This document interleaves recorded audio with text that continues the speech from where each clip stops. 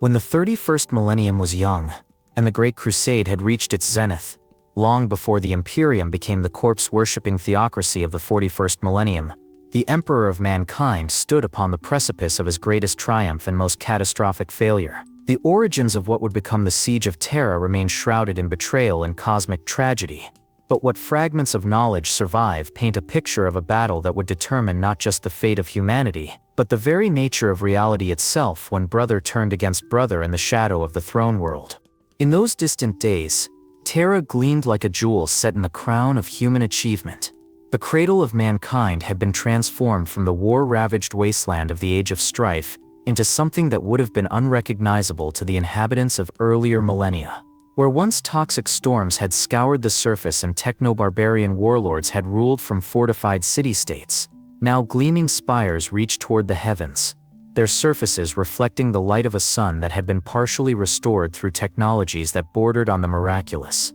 The imperial palace itself defied comprehension in its scope and grandeur. Constructed over the course of 2 centuries during the Great Crusade, it sprawled across the entire Himalayan mountain range, its golden walls and soaring towers visible from orbital approach. Archaeological surveys suggested that the palace covered an area larger than the ancient continent of Australia, with foundations that delved deep into Terra's crust, reaching depths where the very rock had been reinforced with ceramite and adamantium. The structure was not merely a residence or even a fortress, but a statement of human supremacy written in architecture that could withstand the fury of orbital bombardment. Within these walls lived the master of mankind himself, the being who had united Terra under his rule and then carried that unity to the stars. For 200 years, the Emperor had prosecuted the Great Crusade with a methodical brilliance that had seen human dominion expand to encompass millions of worlds across the galaxy. What had begun as a desperate attempt to reclaim humanity's lost colonies had become something far grander: the creation of a secular paradise where reason and science would replace superstition and ignorance, where humanity would take its rightful place as the dominant species in the galaxy.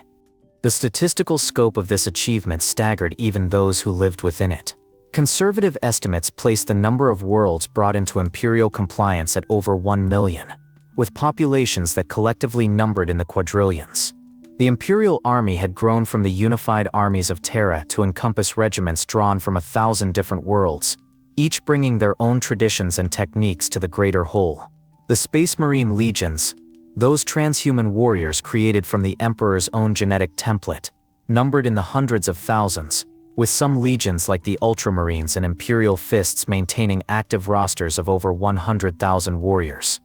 Yet it was not merely the scale of the Great Crusade that marked this as humanity's golden age, but its underlying philosophy. The imperial truth, as it came to be known,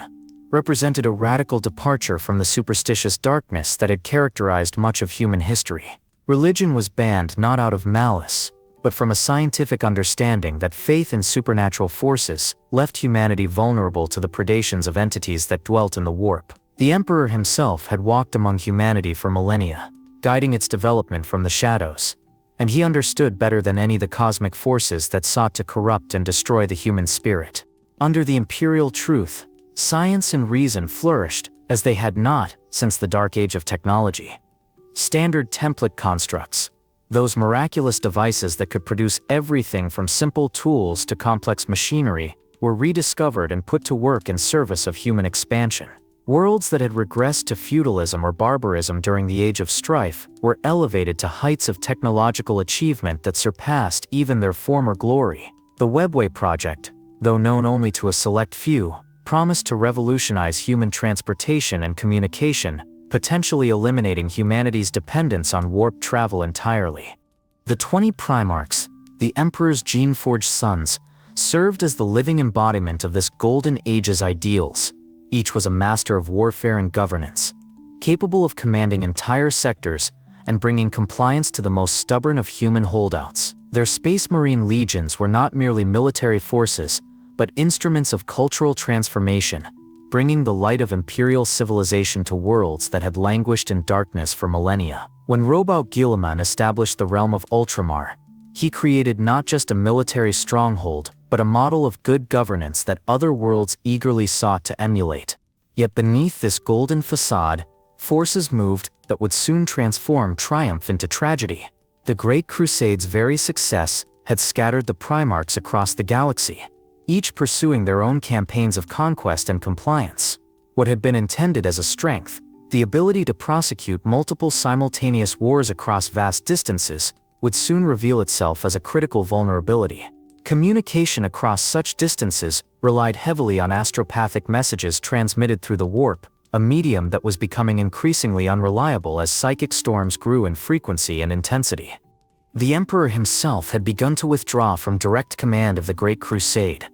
delegating more and more authority to his son Horus, the War Master. This decision, born from necessity as the Emperor turned his attention to what he claimed were matters of even greater import, created a power vacuum at the very heart of the Imperium. Those closest to the Emperor whispered of secret projects being conducted deep beneath the palace, of vast energies being channeled into purposes that remained mysterious even to the Primarchs themselves. Archaeological evidence from this period, fragmentary though it remains, suggests that the seeds of the coming catastrophe were already visible to those who knew where to look. Astropaths reported an increasing frequency of disturbing visions during warp transit. Worlds brought into compliance sometimes suffered from inexplicable outbreaks of madness or religious fanaticism that seemed to resist all attempts at rational explanation. Most troubling of all, scattered reports began to filter back from the galaxy's edge of entire expeditionary fleets simply vanishing without trace, their final astropathic transmissions speaking of impossible geometries and whispers in the dark. The irony was as bitter as it was complete. At the very moment when humanity stood on the threshold of its greatest triumph, when the dream of a unified galaxy under the banner of reason seemed within reach, the forces of chaos had already begun their work. The Emperor's very success in expanding human civilization had opened new avenues for corruption, while his withdrawal from active command had created opportunities for manipulation that ancient entities were swift to exploit. But beneath the golden prosperity, ancient evils stirred in dimensions beyond human understanding. The Emperor's methods of creating the Primarchs involved bargains that would soon demand payment, and in the depths of the warp, entities older than stars began to move their pieces toward the final game. For in the darkest reaches of space, 9 Primarchs, the Emperor's own sons, had already begun their march toward Terra, carrying with them the power to end everything their father had built. The Terra of the early 31st millennium existed in a state of unprecedented prosperity that would have seemed like paradise to the inhabitants of earlier ages. The transformation from the blasted wasteland of the Age of Strife to the golden throne of human civilization had taken nearly 3 centuries to complete, and the results spoke to the heights that humanity could achieve when unified under a single vision. Yet even as the imperial palace rose to its full magnificence, subtle changes in the fundamental nature of reality were already beginning to manifest themselves across the Sol system and beyond.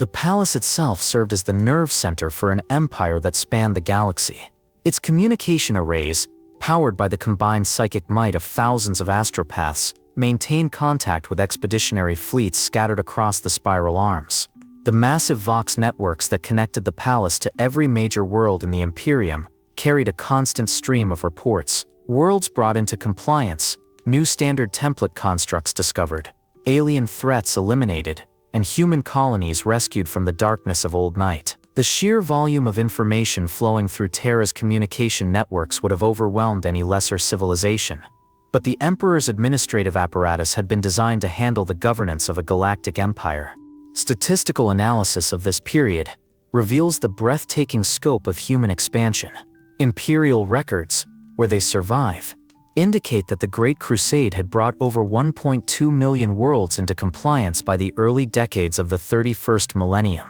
The human population of the galaxy had grown from the handful of billions who had survived the Age of Strife to numbers that defied easy calculation. Some estimates place the total human population at over 15 quadrillion souls spread across the galaxy's habitable worlds. The Imperial Army had expanded to encompass regiments from thousands of different worlds, creating a military force that numbered in the tens of billions of active soldiers. The technological renaissance that accompanied this expansion had transformed not just the capabilities of human civilization, but its very character. Worlds that had been reduced to feudalism during the Age of Strife were rapidly elevated to technological standards that often exceeded their pre-collapse achievements. The rediscovery and mass production of standard template constructs had eliminated scarcity for most basic goods across imperial space. Plasma technology, once the jealously guarded secret of a few forge worlds, had become commonplace enough that even planetary defense forces could field plasma weapons in significant numbers. Yet, it was in the realm of psychic phenomena that the most significant changes were occurring, though few at the time understood their true implications. The human species was undergoing what imperial scholars termed psychic awakening, a gradual but accelerating increase in the number of individuals born with psychic abilities. Where once a psyker might be born on a world perhaps once in a generation, now entire families were manifesting psychic talents. The Scholastica Psychona, the imperial institution responsible for training and controlling psychers, had expanded its operations dramatically to accommodate this growing population. This psychic awakening was not confined to humanity alone. Across the galaxy, reports filtered back of alien species exhibiting increased psychic activity, of ancient sites suddenly manifesting strange energies, and of warp phenomena that defied conventional understanding. On worlds throughout imperial space, archaeological expeditions uncovered artifacts from the dark age of technology that seemed to respond to psychic stimuli in ways that their creators had never intended. These discoveries were typically classified at the highest levels and turned over to the Emperor's personal research teams, but rumors persisted of devices that could manipulate time, space, and the fundamental forces of reality.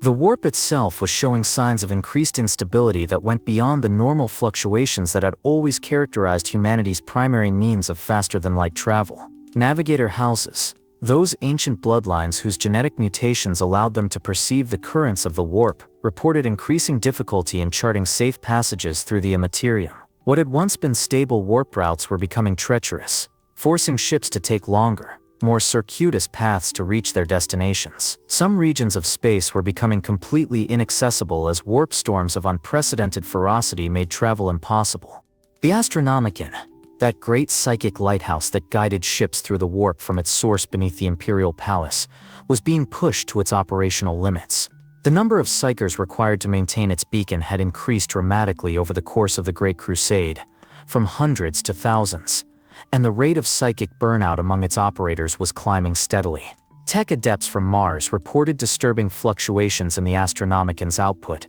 variations that seemed to correlate with reports of increased warp storm activity across the galaxy. Within the Sol system itself, these changes manifested in ways that were subtle but persistent. The asteroid belt mining operations reported equipment failures that defied technical explanation. Cogitators would display impossible data, servitors would malfunction without apparent cause, and workers would sometimes report shared dreams of vast, malevolent intelligences watching them from the darkness between the stars. On Mars, the forged temples of the Mechanicum recorded increasing incidents of machine spirit restlessness, with ancient computers spontaneously activating and displaying data in languages that predated human civilization.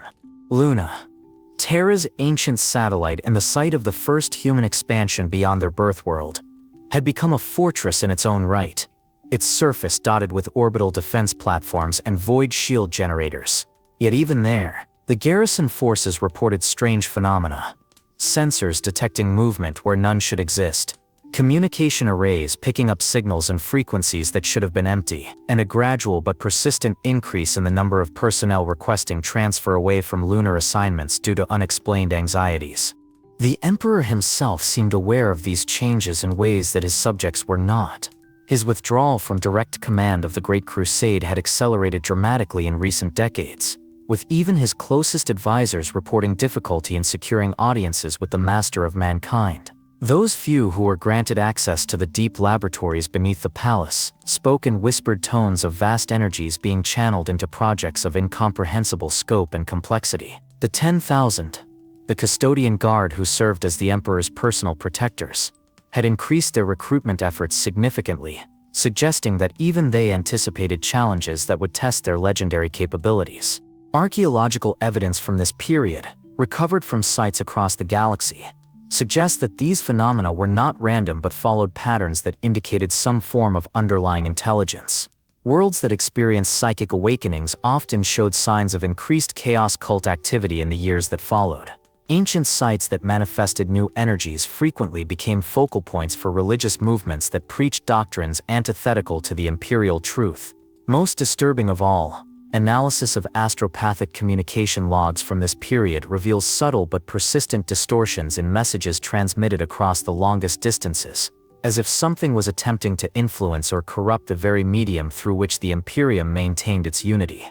The Primarchs themselves, scattered across the galaxy in pursuit of their individual campaigns, began to report experiences that would later be recognized as the first signs of chaos corruption. Horus, the War Master and the Emperor's most favored son, spoke of dreams that seemed more real than waking life. Visions of futures both glorious and terrible that came to him during the long watches of interstellar travel. Lorgar, the Primarch of the Word-Bearers, had become increasingly obsessed with questions of spirituality and humanity's place in the cosmic order, despite the Emperor's stern rebuke of his religious inclinations. Magnus the Red, Master of the Thousand Suns, reported disturbing fluctuations in the warp that seemed to follow patterns too complex and deliberate to be natural phenomena. These early signs led to escalating complexity of situations. What had begun as isolated incidents of psychic phenomena and equipment malfunction began to manifest as coordinated events that suggested purpose and intelligence behind their occurrence.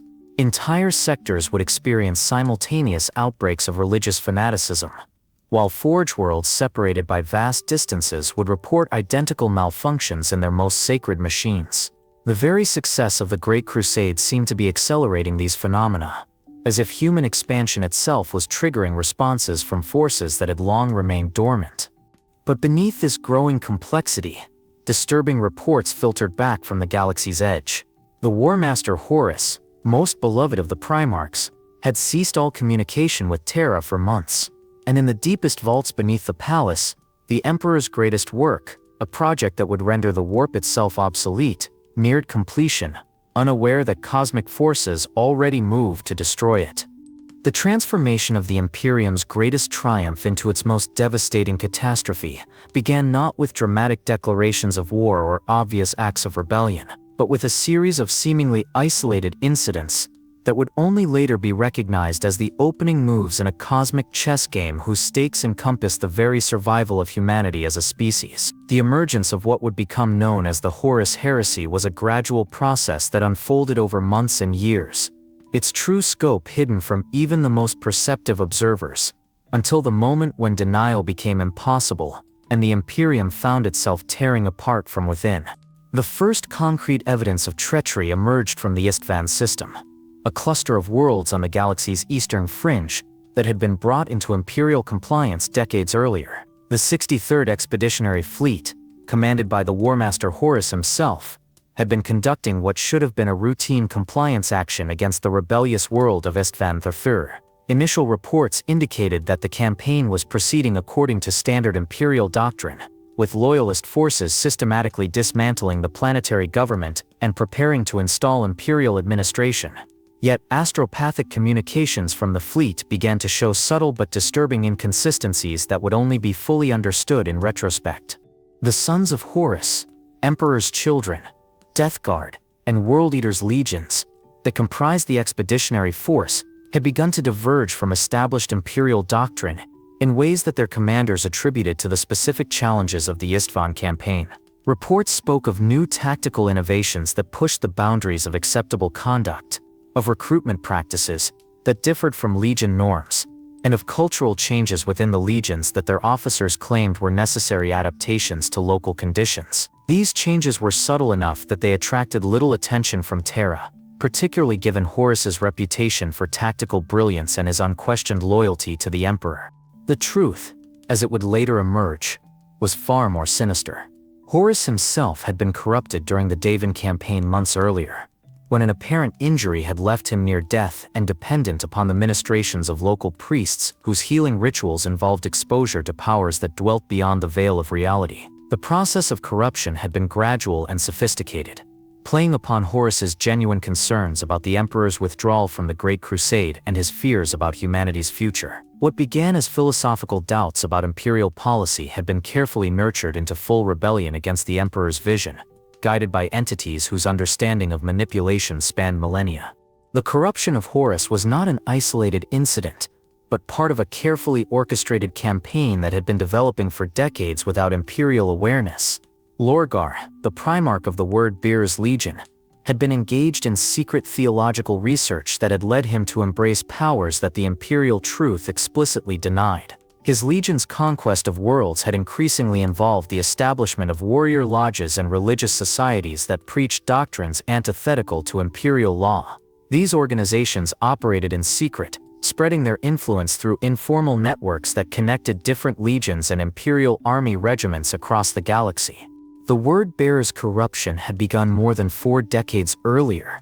following the Emperor's public humiliation of Lorgar and his legion on the world of Monarchia. The Emperor's destruction of that world's great cathedral and his forced genuflection of Lorgar before the assembled Ultramarines Legion had been intended as a lesson in the importance of the imperial truth. Instead, it had driven Lorgar to seek spiritual answers in places that no human should explore. His pilgrimage to the Eye of Terror had brought him into contact with entities that revealed to him the true nature of chaos and the role that humanity might play in a cosmic struggle between order and entropy. Magnus the Red, Primarch of the Thousand Suns, represented a different form of corruption, one born from intellectual pride rather than spiritual seeking. His pursuit of psychic knowledge had led him down paths that the Emperor had explicitly forbidden,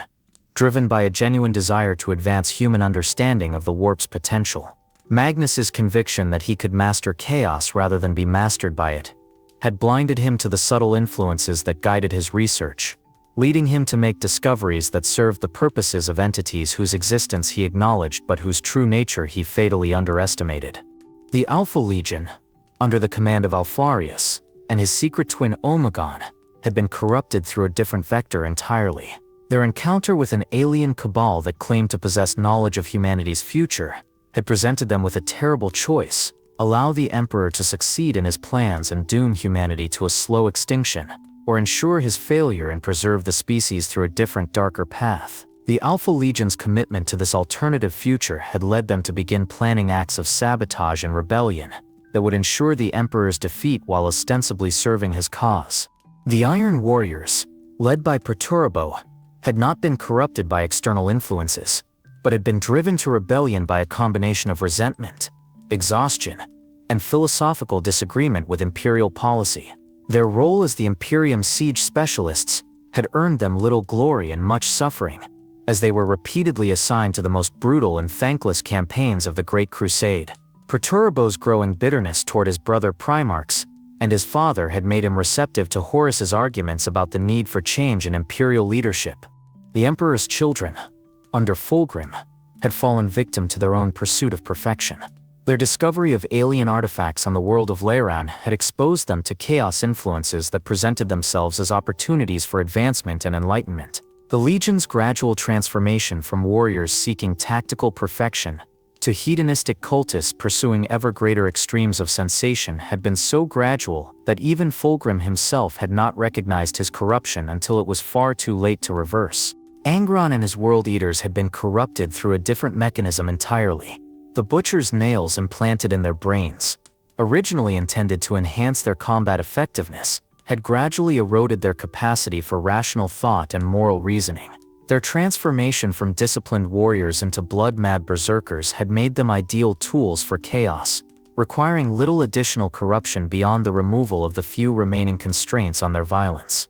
Mortarian's Death Guard had been drawn into rebellion through their Primarch's resentment of the Emperor's intervention on Barbarous and his philosophical commitment to the idea that strength came through suffering and endurance. Their exposure to the plague powers of Nurgle had been presented as an opportunity to achieve the ultimate form of endurance,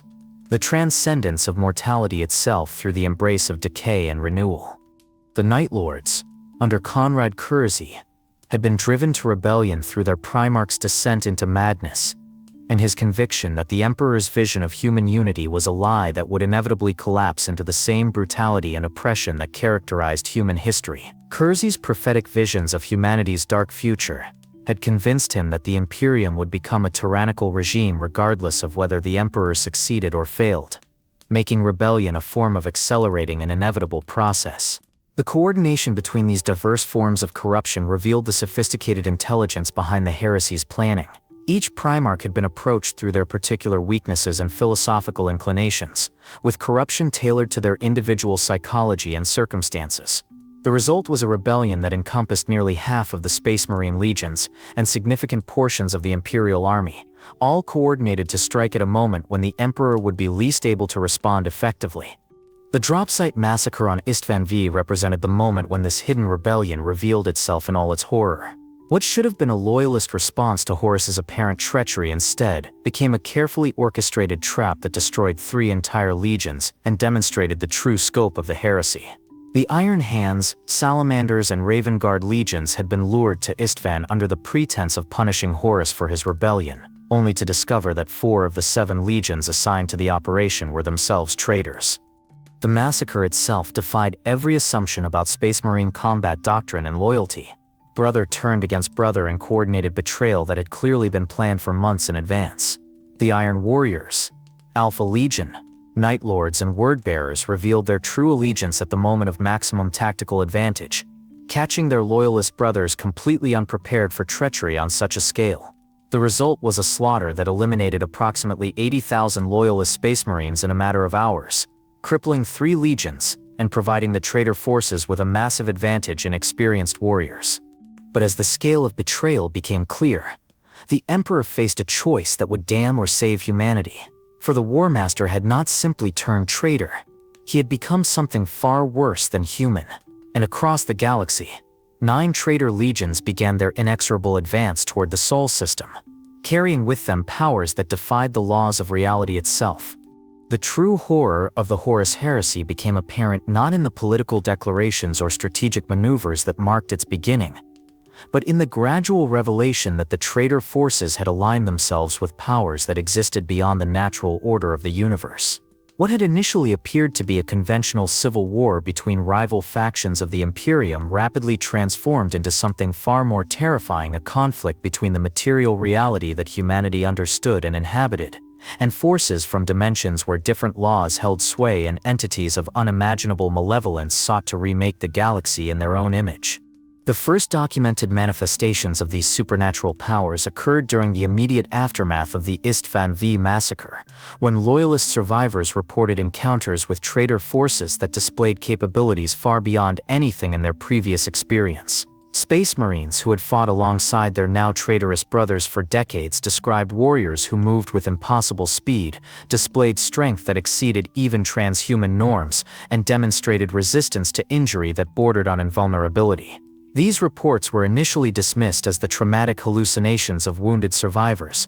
but as similar accounts multiplied across multiple theaters of war, it became impossible to ignore the evidence that the traitor legions had somehow enhanced their capabilities through means unknown to Imperial science. The Word-Bearers Legion provided the most dramatic examples of these new powers in action. During their assault on the Ultramarines' realm of Ultramar, they deployed forces that included entities that had never walked beneath natural suns. Daemons, creatures of living warp energy that took physical form through processes that violated every known law of physics, fought alongside the Space Marines, wielding weapons that cut through ceramite armor as if it were paper and displaying abilities that ranged from flight to the manipulation of fire and shadow. These manifestations were accompanied by reality distortions that affected not just the physical environment but the psychological state of anyone who witnessed them, inducing terror, madness, and despair in even the most disciplined Imperial forces. Lorgar himself had been transformed by his corruption into something that retained the appearance of a Primarch,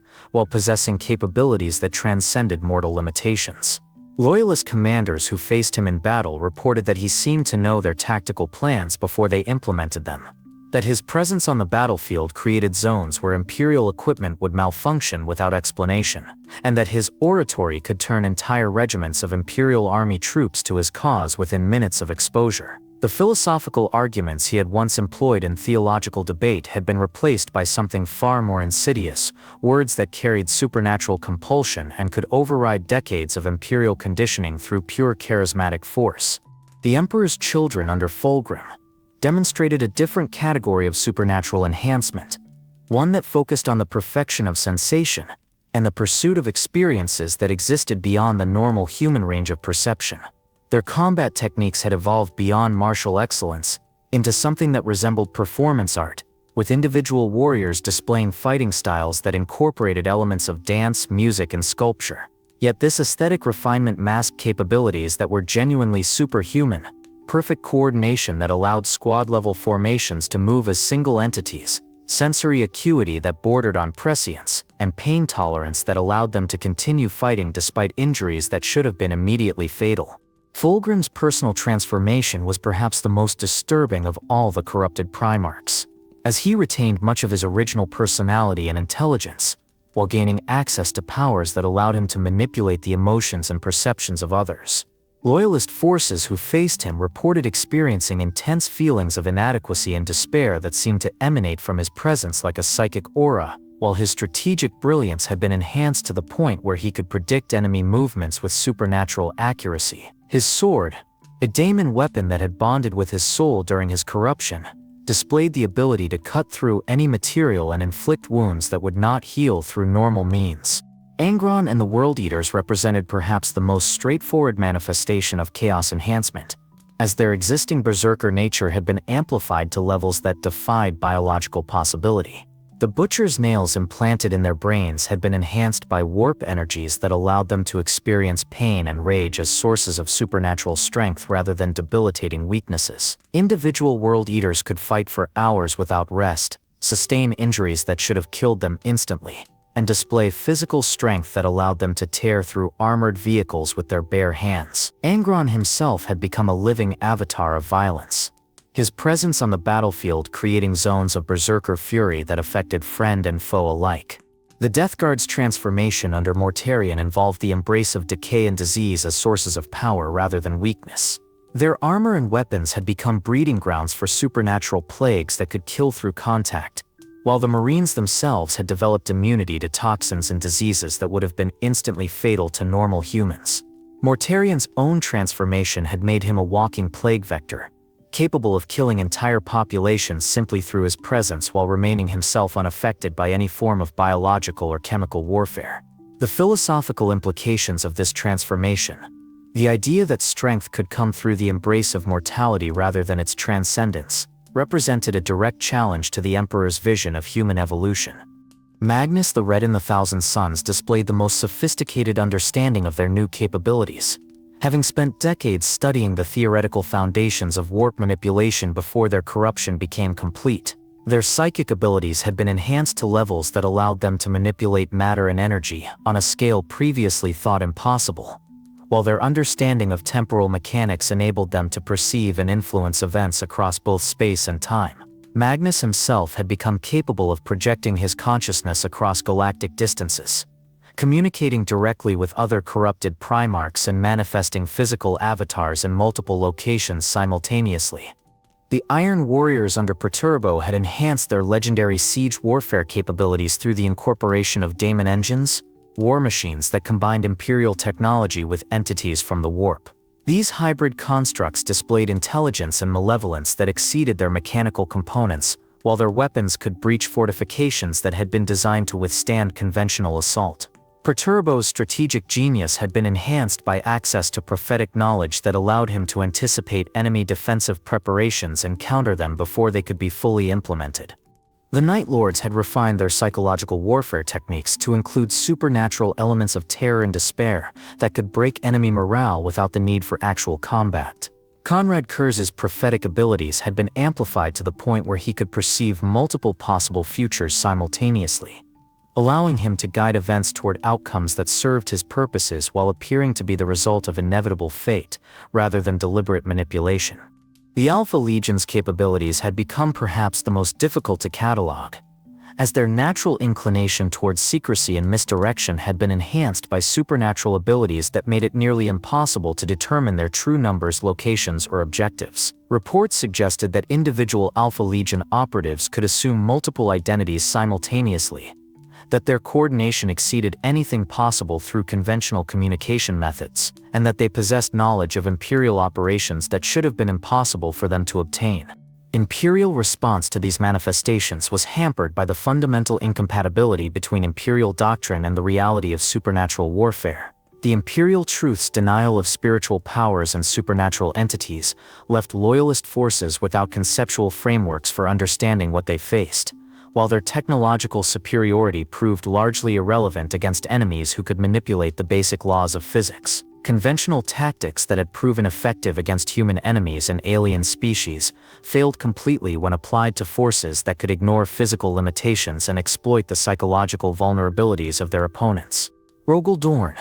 tasked with preparing Terra's defenses against the coming assault, found himself forced to acknowledge that standard fortification techniques would be inadequate against enemies who could teleport through solid barriers, manifest inside sealed chambers, and corrupt the very materials from which defenses were constructed. His defensive preparations began to incorporate elements that would have been dismissed as superstition under normal circumstances: blessed weapons, sanctified barriers, and tactical doctrines based on faith and determination rather than pure military logic. The Custodian Guard, the Emperor's personal protectors, demonstrated that they possessed knowledge of supernatural warfare techniques that suggested the Emperor had anticipated this conflict for decades or even centuries. Their weapons and armor incorporated protective technologies that proved effective against daemon entities, while their training included combat techniques specifically designed for fighting supernatural opponents. Yet even their legendary capabilities were strained by encounters with corrupted Primarchs whose powers exceeded anything in their previous experience. Each victory brought the traitors not just closer to Terra, but deeper into damnation. The Emperor, witnessing these horrors, made a decision that would echo through 10 millennia. He would abandon the Great Crusade, seal himself within his laboratory, and race to complete humanity's salvation before the traitors could reach Terra. Before the galaxy burned with civil war and brother turned against brother in acts of betrayal that would echo through 10 millennia,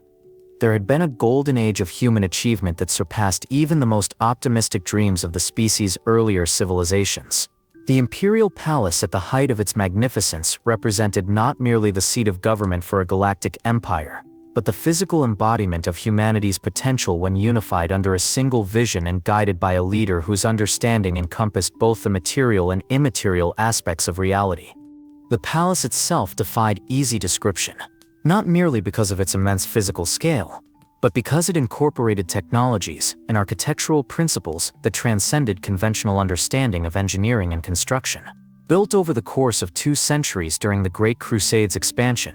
it sprawled across the entire Himalayan mountain range, with foundations that extended deep into Terra's crust and spires that reached high enough into the atmosphere that their uppermost levels required environmental shielding to protect their inhabitants from the vacuum of space. Conservative estimates placed the structure's total volume at over 1 billion cubic kilometers, making it less a building than a constructed landscape that housed not just the imperial government, but entire populations whose lives were dedicated to maintaining and operating the administrative apparatus of galactic civilization.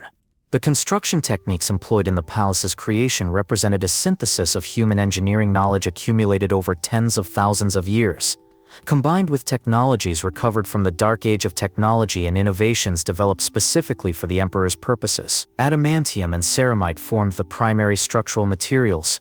but these were reinforced with substances whose properties bordered on the miraculous metal alloys that could repair themselves when damaged, stone that could alter its density in response to stress, and crystalline matrices that could store and channel vast amounts of energy without degradation. The palace's void shields, powered by fusion reactors that could supply the energy needs of entire worlds, created defensive barriers that could withstand direct assault from orbital bombardment fleets, while remaining completely transparent to authorized personnel and equipment. Within these walls, the Emperor pursued projects whose scope and ambition reflected his ultimate vision for humanity's evolution beyond the constraints that had limited the species throughout its history. The Webway project represented the culmination of this vision, a network of tunnels through a stable dimension that would allow instantaneous travel between any 2 points in the galaxy without exposure to the dangers of warp transit. This technological achievement would have freed humanity from its dependence on the Astronomicon, eliminated the need for navigators, and provided a means of expansion and communication that could not be disrupted by warp storms or the predations of entities that dwelt within the immaterium. The technical challenges involved in creating a human-built entrance to the Webway exceeded anything attempted during the Dark Age of technology. The ancient Eldar race had constructed their webway tunnels over millions of years using techniques that combined advanced technology with psychic abilities that human science could barely comprehend. Yet the Emperor had undertaken to create a similar system within the span of a few centuries using resources and knowledge available to a single species. The Golden Throne, the massive psychic amplification device at the heart of the project, represented a fusion of technology and psychic power that pushed the boundaries of what was possible within the physical universe. The Emperor's mastery of both science and psychic phenomena had reached levels that made him functionally indistinguishable from the gods that earlier human civilizations had worshipped. Yet he remained committed to a rational, materialist worldview that denied the existence of supernatural forces even as he wielded powers that transcended natural law. This philosophical position reflected his deep understanding of the warp's true nature,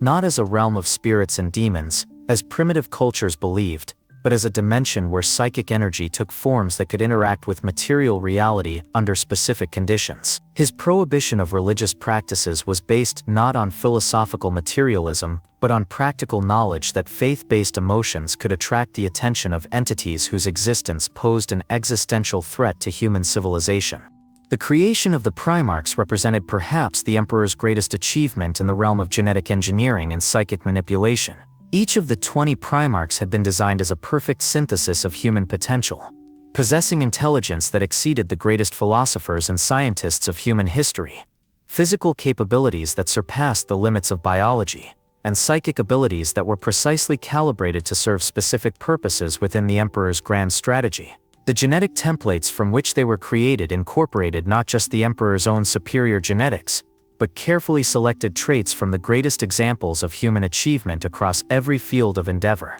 The Space Marine legions created from Primarch gene seed represented the practical application of this genetic mastery on a larger scale. Each legion numbered in the tens or hundreds of thousands of warriors, all possessing capabilities that made them functionally superior to baseline humans in every measurable category. Their weapons and equipment incorporated the finest achievements of human technology. Bolter weapons that could penetrate any known armor, power armor that enhanced strength and speed while providing protection against virtually any conventional threat, and vehicles that could operate effectively in environments ranging from toxic death worlds to the vacuum of space. Yet the true foundation of the Golden Age lay not in its technological achievements, but in the philosophical and cultural framework that the Emperor had constructed to guide human development. The imperial truth represented a radical departure from the religious and superstitious thinking that had characterized much of human history, replacing faith-based worldviews with a commitment to reason, science, and empirical investigation. This philosophical revolution had freed human creativity and innovation from the constraints of traditional thinking, leading to advances in every field of knowledge and achievement that surpassed the cumulative progress of all previous human civilizations. The administrative apparatus that governed this galactic empire reflected the Emperor's understanding that sustainable civilization required institutions capable of maintaining order and promoting progress across vast scales of space and time. The Council of Terra, the Senatorum Imperialis, and the various adeptus that handled specialized functions had been designed with redundancy and flexibility that could adapt to changing circumstances while maintaining core principles and objectives. The administratum employed millions of clerks and analysts, whose work ensured that resources flowed efficiently from production centers to areas of need, while the Imperial Army's logistical networks could supply military campaigns across multiple star systems simultaneously. Cultural development during this period reflected the Emperor's vision of human potential freed from the limitations of parochial thinking and tribal identity. The Great Crusade had brought together human populations that had been separated for thousands of years, each of which had developed unique approaches to art, philosophy, governance, and technology. The synthesis of these diverse traditions had created a renaissance of human achievement that produced works of art and literature that surpassed anything from earlier periods, while scientific and technological advancement proceeded at unprecedented rates. The Remembrancer program represented the Emperor's commitment to preserving and celebrating human achievement during this golden age. Thousands of artists, writers, and historians accompanied the expeditionary fleets, documenting the Great Crusade's progress and creating works that captured both its grand scope and its intimate human details. Their creations served not just as historical records, but as inspiration for future generations, demonstrating through artistic achievement what humanity could accomplish when freed from the constraints of ignorance and superstition.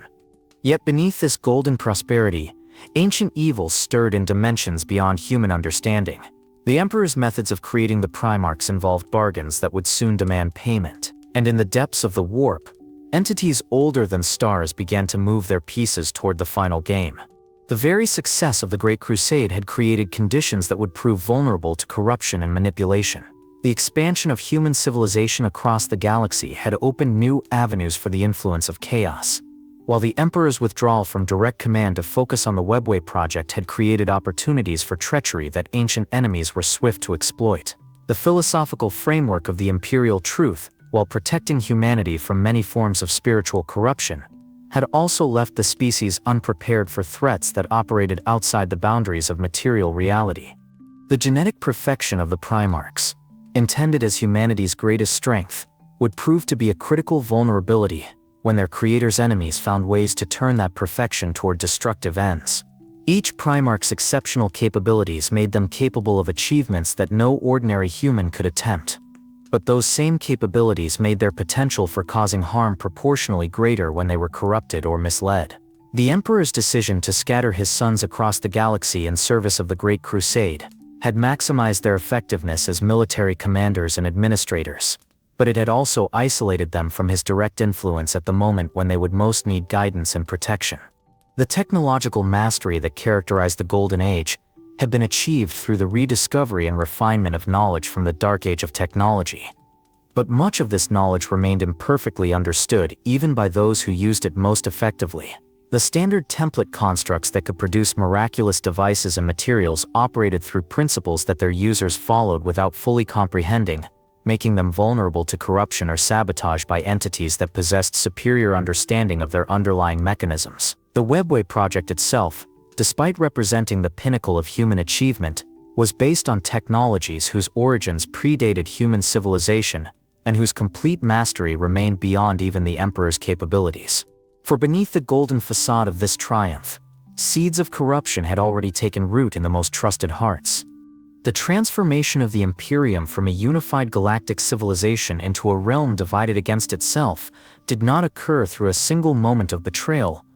but through a carefully orchestrated campaign of corruption that spread across multiple fronts simultaneously, exploiting the very strengths that had made the Great Crusade successful and turning them into vulnerabilities that would tear the Empire apart from within. The heresy's expansion followed patterns that revealed a sophisticated understanding of imperial psychology, logistics, and command structure, suggesting intelligence that operated on scales of time and space far beyond normal human comprehension. Horus's role as War Master had positioned him perfectly to coordinate a rebellion that encompassed nearly half of the Space Marine legions and significant portions of the Imperial Army across dozens of sectors. His authority over expeditionary fleets scattered throughout the galaxy meant that his orders could redirect vast military resources without triggering the immediate suspicion that would have accompanied more obvious preparations for rebellion. The warrior lodges that had spread throughout the legions under his influence provided communication networks that operated independently of official Imperial channels, allowing coordinated planning across vast distances while maintaining the appearance of normal military operations. The philosophical foundations of the heresy proved to be as important as its military aspects, providing ideological frameworks that could justify actions that would have been unthinkable under normal circumstances. Each of the corrupted Primarchs developed arguments that presented their rebellion, not as betrayal of imperial ideals, but as their fulfillment through different means. Horus claimed that the Emperor's withdrawal from the Great Crusade represented an abandonment of humanity's manifest destiny, requiring new leadership to complete the work of galactic conquest. Lorgar preached that the Emperor's denial of humanity's spiritual nature was crippling the species' development, preventing achievement of its true potential through union with cosmic forces. Magnus argued that the Imperial Truth's restrictions on psychic research were handicapping humanity in its struggle against alien threats that possess superior understanding of warp phenomena. These philosophical justifications resonated with legitimate concerns that had developed within Imperial society during the latter phases of the Great Crusade. Many Space Marines and Imperial Army officers had begun to question the sustainability of perpetual expansion, wondering whether the resources required to maintain control over millions of worlds might exceed the benefits of conquest. The Emperor's increasing remoteness from day-to-day military operations had created a leadership vacuum that ambitious individuals sought to fill, while his secretive projects beneath the imperial palace generated speculation about his ultimate intentions that made even loyal servants wonder whether they truly understood his vision for humanity's future. The word-bearer's role in spreading heretical philosophy proved particularly effective, because of their long-standing reputation as the most loyal of the Space Marine legions. Their previous commitment to emperor worship, though officially discouraged, had established them as exemplars of dedication to imperial ideals, making their theological arguments more persuasive to audiences that might have been skeptical of similar claims from other sources. Lorgar's skill as an orator, enhanced by supernatural charisma gained through his corruption, enabled him to present heretical doctrines in terms that seemed to represent natural extensions of established imperial thought rather than radical departures from accepted truth. The corruption of entire Forge worlds within the Mechanicum demonstrated the heresy's ability to exploit institutional rivalries and theological disputes that predated the Great Crusade. The alliance between Terra and Mars had always been one of mutual benefit rather than genuine unity, with the Mechanicum maintaining its own religious traditions and governmental structures despite nominal integration into imperial administration. The fabricator generals who ruled the Forge worlds possessed independent sources of military power and technological knowledge that made them valuable allies but potentially dangerous enemies, while their religious devotion to the Omnissiah created vulnerabilities that could be exploited by entities claiming superior understanding of divine will. Kelbor Hall, the fabricator general of Mars, had been corrupted through promises of technological knowledge that would advance the Mechanicum's understanding of the machine spirit and the nature of artificial consciousness. The forbidden technologies offered by Chaos, including the creation of daemon engines that combined mechanical components with warp entities, represented achievements that orthodox Mechanicum doctrine considered impossible or blasphemous. The opportunity to transcend these limitations proved irresistible to tech adepts whose entire worldview centered on the pursuit of knowledge and the perfection of the mechanical arts. The schism within the Mechanicum divided not just individual Forge worlds, but entire technological traditions. As competing interpretations of the Omnissiah's will led to theological conflicts that rapidly escalated into open warfare, loyalist tech adepts who maintained that the Emperor represented the Omnissiah's avatar in human form found themselves opposed by heretical factions that claimed the true machine god demanded freedom from flesh-based limitations through fusion with entities of pure information and energy. These conflicts disrupted the production and supply networks that supported imperial military operations across the galaxy, while the loss of Mars itself eliminated the single most important source of advanced technology and technical expertise within imperial space. The Alpha Legion's infiltration operations represented perhaps the most insidious form of heretical expansion, as their agents worked within imperial institutions to sabotage operations and corrupt personnel while maintaining the appearance of loyal service. Their natural inclination towards secrecy and misdirection, enhanced by supernatural abilities gained through their corruption, enabled them to establish networks of influence that penetrated every level of imperial society from planetary governors to individual squad leaders. The information warfare techniques they employed could turn entire populations against imperial authority through carefully crafted propaganda campaigns that exploited local grievances and cultural tensions. Alfarius and Omegon's belief that they were serving humanity's long-term interests by ensuring the Emperor's defeat created a particularly dangerous form of corruption, as it enabled them to pursue destructive objectives while maintaining genuine conviction in their own righteousness. Their access to prophetic knowledge about potential futures allowed them to plan operations whose consequences would not become apparent for months or years, making it nearly impossible for imperial authorities to identify and counter their activities before significant damage had been done. The Iron Warrior's expertise in siege warfare proved invaluable to the heretical cause, as their understanding of defensive systems and fortification design enabled them to identify vulnerabilities in imperial strongholds that had been considered impregnable. Perturbo's resentment of his role as the Imperium's primary siege specialist had been carefully cultivated by heretical influences that presented him with opportunities to demonstrate his strategic brilliance in more dramatic and personally satisfying contexts than the grinding attrition campaigns that had characterized his previous service. The psychological warfare techniques employed by the Night Lords created zones of terror and despair that undermined Imperial morale and civilian confidence in Imperial protection. Conrad Kurz's prophetic abilities, enhanced by his corruption, enabled him to orchestrate atrocities that would have maximum psychological impact on both immediate victims and broader populations that learned of them through reports and rumors. The Night Lord's reputation for cruelty, previously contained within acceptable parameters by Imperial military discipline, was unleashed in campaigns that deliberately targeted civilian populations and infrastructure in order to create refugee crises and administrative chaos that would strain Imperial resources. The coordination between these diverse forms of heretical activity revealed the supernatural intelligence that guided the rebellion's planning and execution. Operations that should have taken months or years to coordinate were implemented simultaneously across multiple sectors, while heretical forces demonstrated knowledge of Imperial dispositions and plans that should have been impossible for them to obtain through normal intelligence-gathering methods. The timing of major heretical operations consistently exploited moments of Imperial weakness or distraction, suggesting access to prophetic knowledge that enabled prediction of future events and circumstances. Imperial efforts to counter the spreading heresy were hampered by the unprecedented nature of the threat and the inadequacy of existing security protocols for dealing with corruption that operated through supernatural means. The Imperium's intelligence services had been designed to identify and counter conventional threats such as alien infiltration, separatist movements, and criminal organizations, but they lacked conceptual frameworks for understanding enemies that could manipulate reality itself and operate through dimensions beyond normal space-time. The loyalty of Imperial personnel, previously considered the Empire's greatest strength, became a vulnerability when that loyalty could be corrupted or redirected through means that bypassed conscious resistance. The warp storms that began to isolate Imperial sectors from each other during this period served to prevent loyalist forces from coordinating effective responses to heretical activities, while facilitating communication and movement for heretical forces that had access to demonic allies capable of navigating the Immaterium's chaotic currents.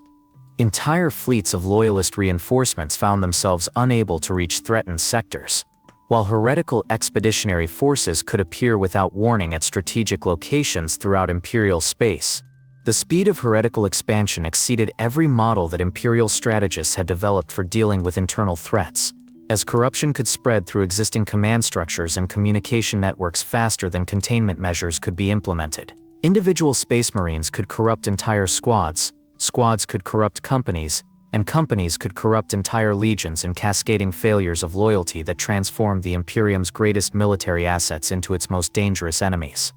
As the heresy spread, loyal forces discovered that conventional warfare had become meaningless, for their enemies were no longer bound by the laws of physics or mortality, and reports began reaching Terra of something even more terrifying than traitor legions. The War Master himself had become something beyond human understanding.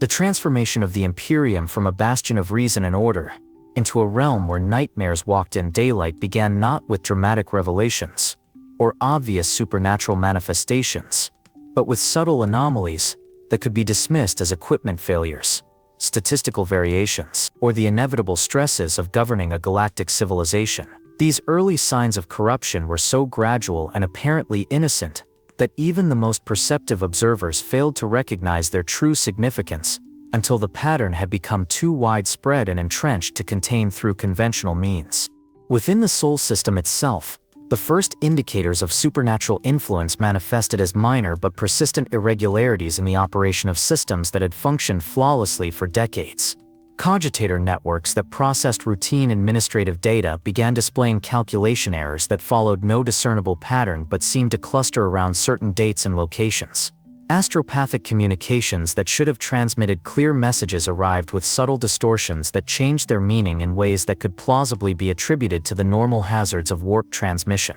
Servitors tasked with routine maintenance duties began showing behavioral quirks that their tech priest overseers initially dismissed as normal mechanical degradation, but which seemed to involve a form of primitive awareness that exceeded their programming parameters. The palace's massive workforce of administrators, technicians and support personnel began experiencing collective psychological phenomena that military medical officers attributed to the stress of managing an empire spanning millions of worlds. Incident reports documented increasing frequencies of shared nightmares among personnel who worked in the deep levels beneath the palace, dreams that involved vast underground spaces filled with golden light and the sound of machinery operating at frequencies that seemed to resonate with the human nervous system. Sleep disorders became endemic among palace staff, with many reporting that they felt more rested after periods of wakefulness than after normal sleep cycles. The Astronomicon, that great psychic lighthouse that guided imperial navigation across the galaxy, required increasingly frequent recalibration as its operators reported difficulty maintaining focus during their meditation cycles. The psychic choir that powered the beacon began experiencing higher rates of burnout and mental breakdown, with replacement psychers requiring more intensive training to achieve the level of psychic harmony necessary for the system's operation. Tech adepts monitoring the Astronomicon's output detected subtle but persistent fluctuations in its signal strength that seemed to correlate with reports of increased warp storm activity across distant sectors. On Terra's surface, civilian populations in the vast urban sprawls that surrounded the palace began manifesting behaviors that sociologists initially categorized as normal responses to the cultural changes accompanying the Great Crusade's expansion. Religious revivals occurred despite official prohibition of superstitious practices, with underground cults forming around charismatic leaders who preached doctrines that seemed to blend imperial truth philosophy with older traditions that predated the emperor's unification of Terra. These movements attracted followers primarily among populations that felt disconnected from the grand achievements of the Great Crusade, individuals whose daily lives remained focused on local concerns rather than galactic conquest. The birth rate among Terra's population began showing statistical anomalies that demographers struggled to explain through normal sociological models. Certain regions experienced significant increases in infant mortality, while others showed unusual patterns in the distribution of genetic traits among newborns. Medical facilities reported growing numbers of children born with minor physical abnormalities that fell within normal human variation, but seemed to cluster in ways that suggested environmental or genetic factors that could not be identified through standard testing procedures. Imperial Guard regiments stationed throughout the Sol system began experiencing disciplinary problems that their officers attributed to the inevitable challenges of maintaining military readiness during extended periods of garrison duty. Incidents of insubordination, unauthorized absence, and violence between personnel increased gradually but consistently, while unit cohesion and combat effectiveness showed measurable decline despite intensive training regimens. Military psychologists noted that these problems seemed to affect veteran units more severely than newly formed regiments, suggesting that experience and familiarity with imperial military culture somehow created vulnerability to whatever factors were causing the deterioration. The Space Marine legions maintaining presences within the Sol system reported similar but more subtle manifestations of behavioral irregularities among their personnel. Individual Marines began showing slight deviations from expected patterns of conduct and decision-making, changes so minor that they fell within normal ranges of personality variation, but which accumulated to create noticeable shifts in unit culture and operational effectiveness. These changes were particularly pronounced among Marines who had served in the most distant sectors of the Great Crusade, suggesting that exposure to alien environments or cultures might have contributed to their development. Mechanicum facilities on Mars and the outer planets began experiencing equipment malfunctions that defied technical analysis, with machinery operating outside design parameters without apparent cause or suffering failures that seemed to involve the spontaneous breakdown of materials that should have remained stable for centuries. Machine spirits, the quasi-conscious entities that inhabited advanced imperial technology, began displaying behaviors that tech priests described as restless or disturbed, requiring increased maintenance and propitiation rituals to maintain normal operation. The Emperor's own behavior during this period showed changes that his closest advisors initially attributed to the immense demands of governing a galactic empire and pursuing projects whose scope exceeded anything previously attempted by human civilization. His withdrawal from direct participation in military planning and administrative oversight accelerated during this period, with even high-ranking imperial officials finding it increasingly difficult to obtain audiences or receive responses to urgent communications. The few individuals who did interact with the emperor reported that he seemed preoccupied with concerns that he did not share with others, and that his attention appeared focused on matters that existed beyond the immediate challenges facing the Imperium. Malcador the Sigillite, the emperor's closest advisor, and the individual responsible for much of the Imperium's day-to-day administration, began showing signs of strain that seemed to exceed the normal challenges of his position. His legendary composure and analytical capabilities remained intact, but personnel who worked closely with him noted that he seemed to be processing larger volumes of information and making decisions about matters that fell outside his normal areas of responsibility. The frequency of his consultations with the emperor increased during this period, while the duration of these meetings extended far beyond previous norms. The Custodian Guard, whose loyalty and perceptiveness exceeded that of any other imperial institution, began implementing security measures that suggested their awareness of threats that had not been publicly acknowledged. Their patrol patterns within the palace changed to provide increased coverage of areas that had previously been considered secure, while their recruitment and training programs expanded to accommodate larger numbers of candidates than had been necessary during earlier periods. Individual custodians began carrying additional equipment that seemed designed for specific types of combat that differed from their normal operational parameters. These subtle changes in imperial society and government occurred against a background of continued success in the Great Crusade, with expeditionary fleets reporting steady progress in bringing new worlds into compliance and expanding the boundaries of human-controlled space. The contrast between the Imperium's external achievements and the internal signs of strain created a cognitive dissonance that made it difficult for observers to recognize the true significance of the anomalies they witnessed. The natural human tendency to attribute problems to known causes rather than unknown threats led most Imperial personnel to develop explanations for unusual events that avoided consideration of possibilities that fell outside their conceptual frameworks. The warp itself began showing signs of increased instability that affected not just navigation and communication, but the fundamental relationship between material reality and the psychic dimension that underlay it. Psychers throughout the Imperium reported increased difficulty in controlling their abilities, with incidents of psychic phenomena occurring at rates that exceeded the capacity of existing containment and training protocols. The barriers between dimensions seemed to be weakening in ways that allowed limited interaction between entities from the warp and individuals in normal space, though these contacts were typically so brief and subtle that they could be dismissed as hallucinations or misperceptions. Imperial analysts began documenting correlations between various anomalous events that suggested underlying patterns, but their efforts to develop comprehensive explanations were hampered by the unprecedented nature of the phenomena they were investigating and the lack of theoretical frameworks that could accommodate supernatural causes. The scientific method that formed the foundation of imperial truth philosophy proved inadequate for analyzing threats that operated through mechanisms that existed outside the natural laws governing material reality. Yet, even as these signs accumulated, Imperial authorities maintained their commitment to rational explanations and technological solutions,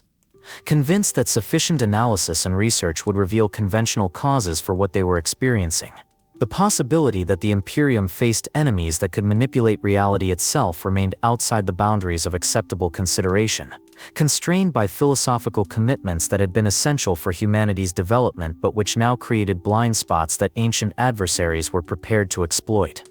Imperial analysts realized that innocent explanation masks serious threat. The patterns indicate ominous purpose. The problems as part of larger pattern become increasingly apparent, yet the full scope of the threat remained hidden from those who most needed to understand its implications. The full magnitude of the forces arrayed against the Imperium became undeniably apparent when the first traitor fleets achieved positions within the outer reaches of the Sol system. Their approach heralded not by the conventional signatures of Imperial warships, but by reality distortions that registered on sensors as impossible readings and gravitational anomalies that defied every known law of physics. What emerged from the warp bore only superficial resemblance to the expeditionary fleets that had departed Terra decades earlier in service of the Great Crusade, transformed through exposure to forces that existed beyond the boundaries of natural order into something that challenged the very foundations of material existence. The Vengeful Spirit, flagship of the Sons of Horus Legion,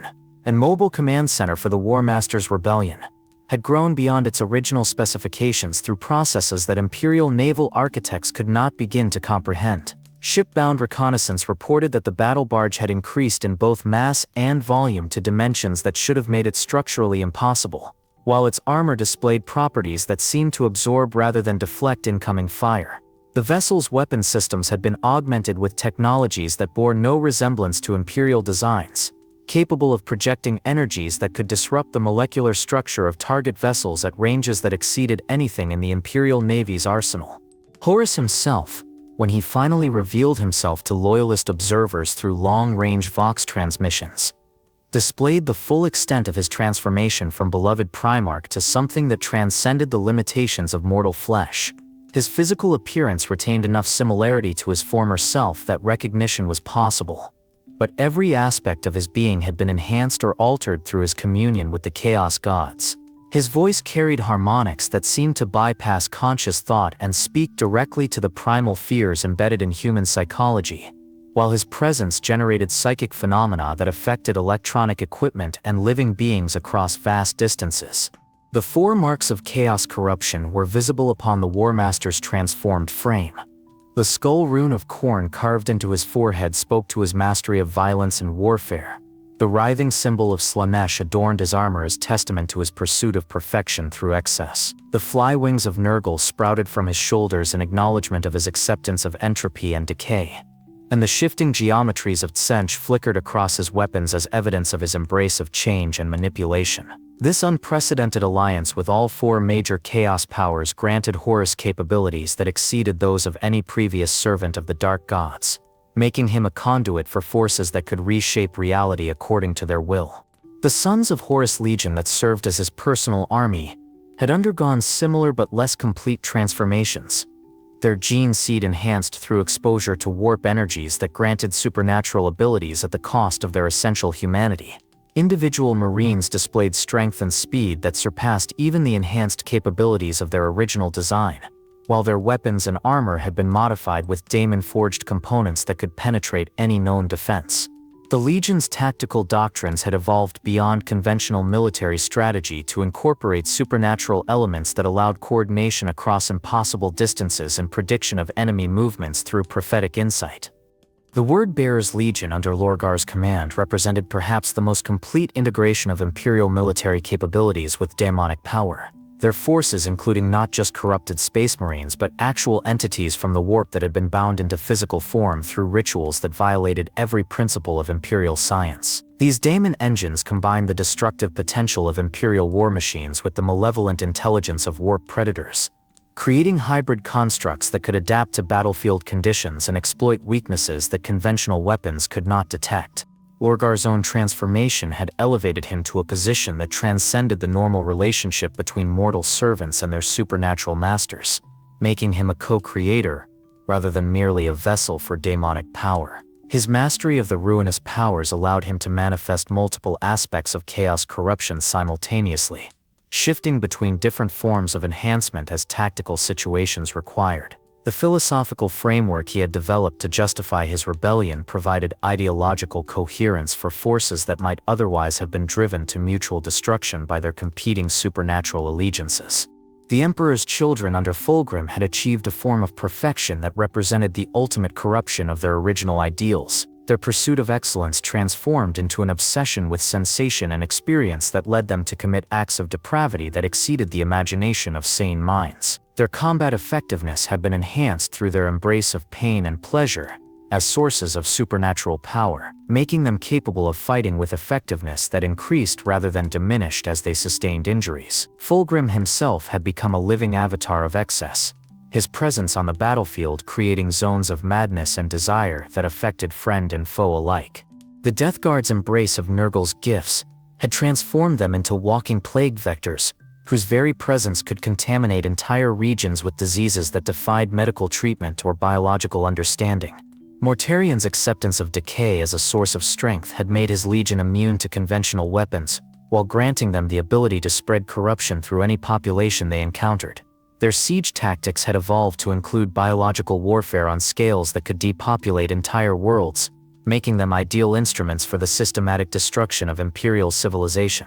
The World Eaters under Angron represented pure destructive force, liberated from any constraint of reason or morality. Their berserker fury enhanced through demonic possession to levels that allowed individual Marines to destroy armored vehicles through hand-to-hand combat. Angron's own transformation into a Daemon Prince had made him a living embodiment of violence,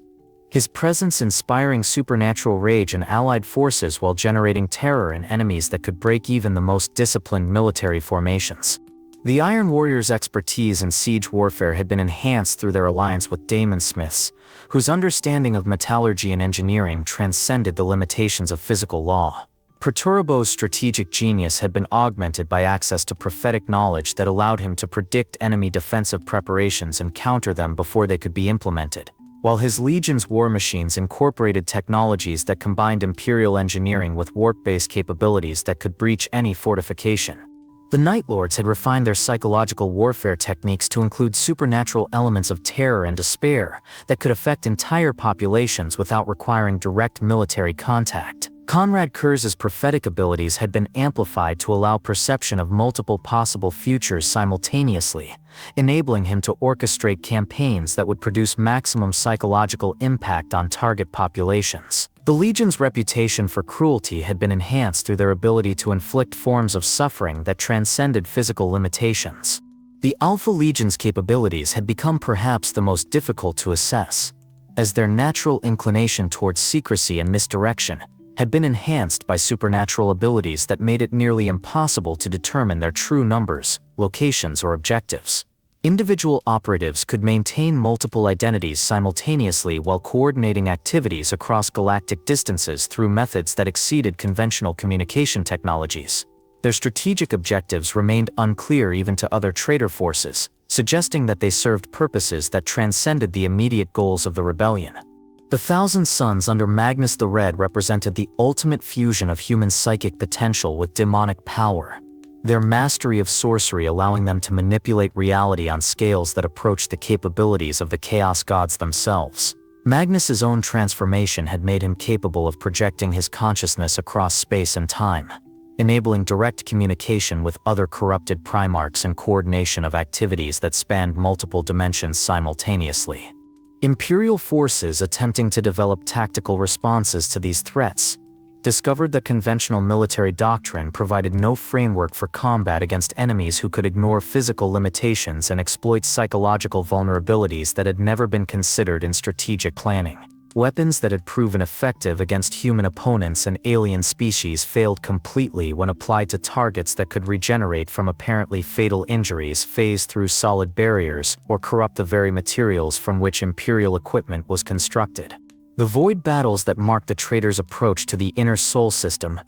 demonstrated the inadequacy of Imperial naval doctrine when applied to enemies who could manipulate space-time and project weapons effects across impossible distances. Loyalist fleets that attempted to engage traitor forces at conventional combat ranges found themselves facing weapons that could strike at their targets before being fired, while defensive systems designed to intercept incoming ordnance proved useless against attacks that materialized directly within ship hulls without passing through intervening space. The psychological impact of these encounters on Imperial personnel exceeded the immediate tactical consequences, as exposure to supernatural phenomena produced forms of trauma that Imperial medical doctrine was not equipped to address. Personnel who survived combat with demonic entities often required permanent psychological treatment, while others developed religious obsessions that directly contradicted their previous commitment to Imperial truth philosophy. The cumulative effect of these psychological casualties threatened to undermine Imperial military effectiveness even in sectors where direct combat had not yet occurred.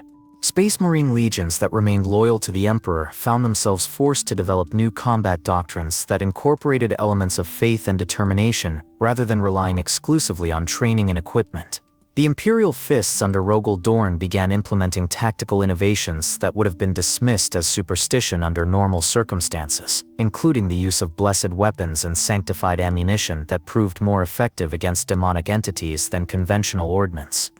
The Custodian Guard, drawing upon knowledge and training protocols that suggested the Emperor had anticipated supernatural threats for centuries,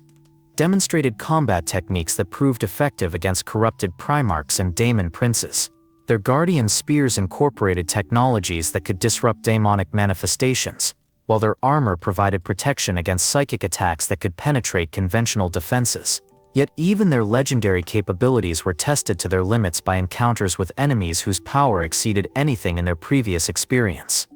Each engagement with traitor forces revealed new capabilities and threats that required rapid adaptation of Imperial tactics and strategy.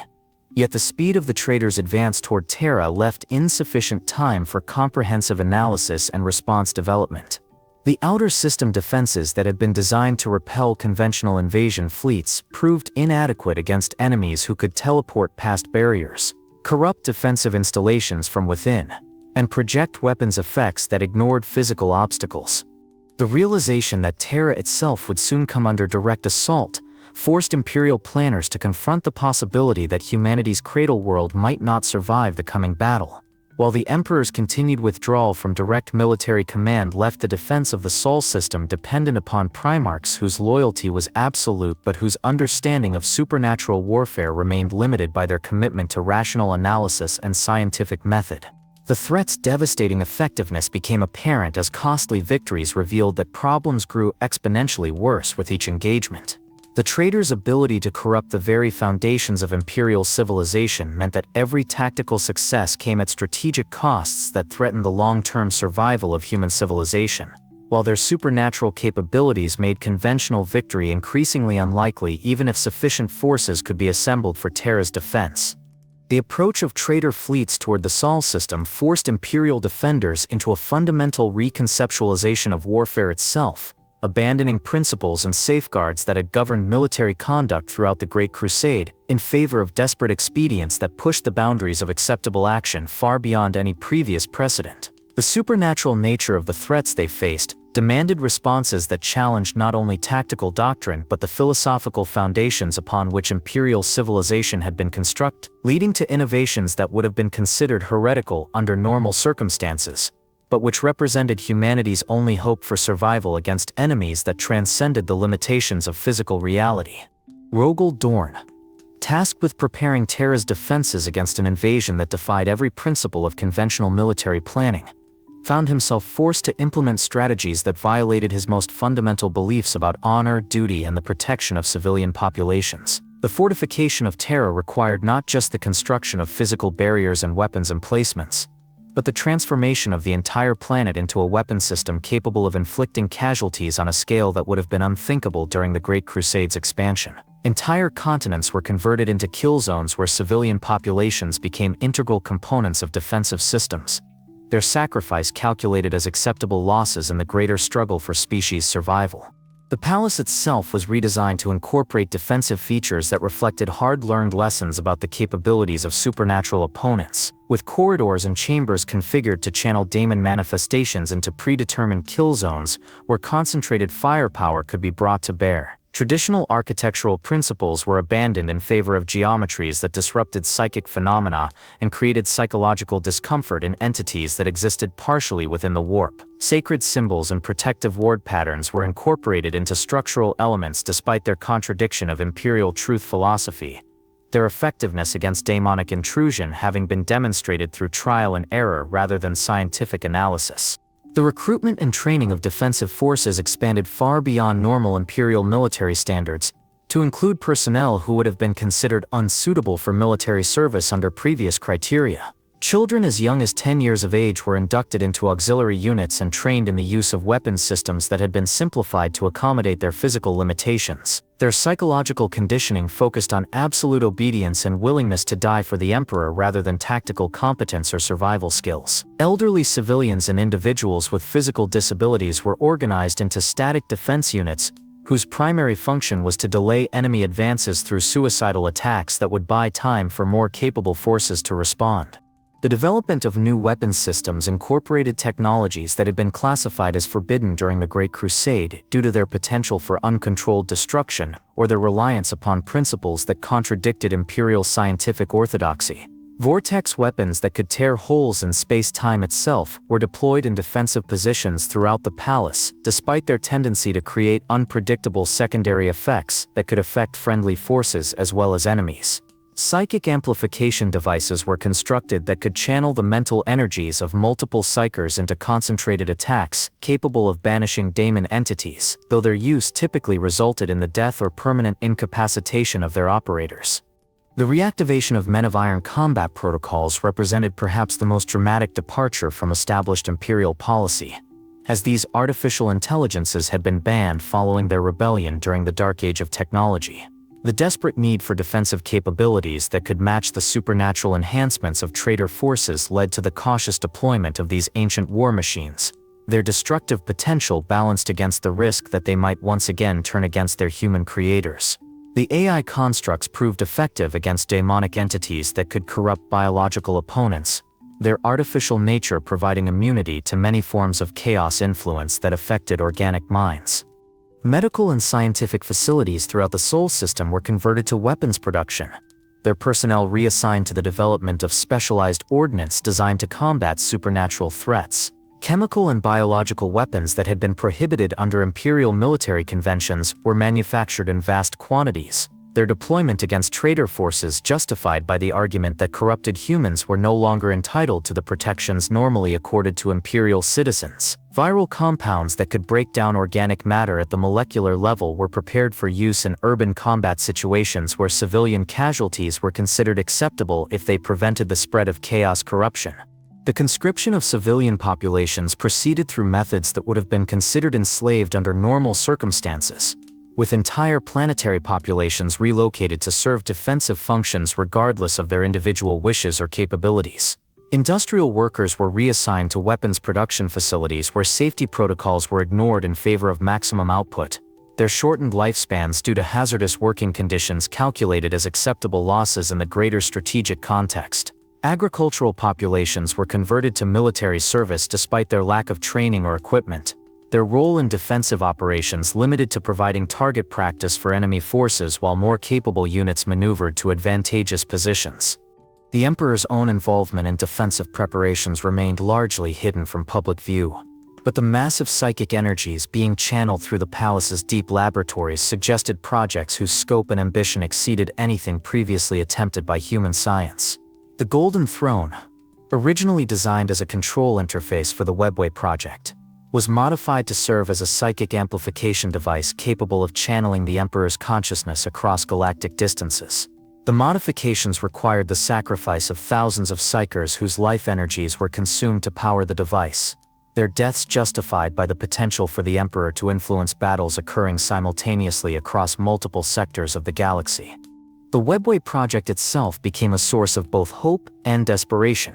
as engineers worked to complete humanity's escape route from dependence upon warp travel, while simultaneously preparing to use the incomplete tunnels as defensive positions in the event that Terra's surface defenses were overcome. The ancient Eldar technologies that formed the foundation of the project proved difficult to integrate with Imperial systems, requiring modifications that pushed both technologies beyond their design parameters and created instabilities that threatened to collapse the entire network. The recruitment of allies from sources that had been considered unacceptable under Imperial policy reflected the desperate circumstances that faced Terra's defenders, with criminal organizations and chaos cults being offered amnesty in exchange for military service. These irregular forces were equipped with weapons and equipment that had been deemed too dangerous for regular Imperial use, their deployment in suicide missions considered appropriate given their previous rejection of Imperial law. The psychological conditioning of these units focused on channeling their antisocial tendencies toward useful military objectives while maintaining sufficient control to prevent them from turning against loyalist forces.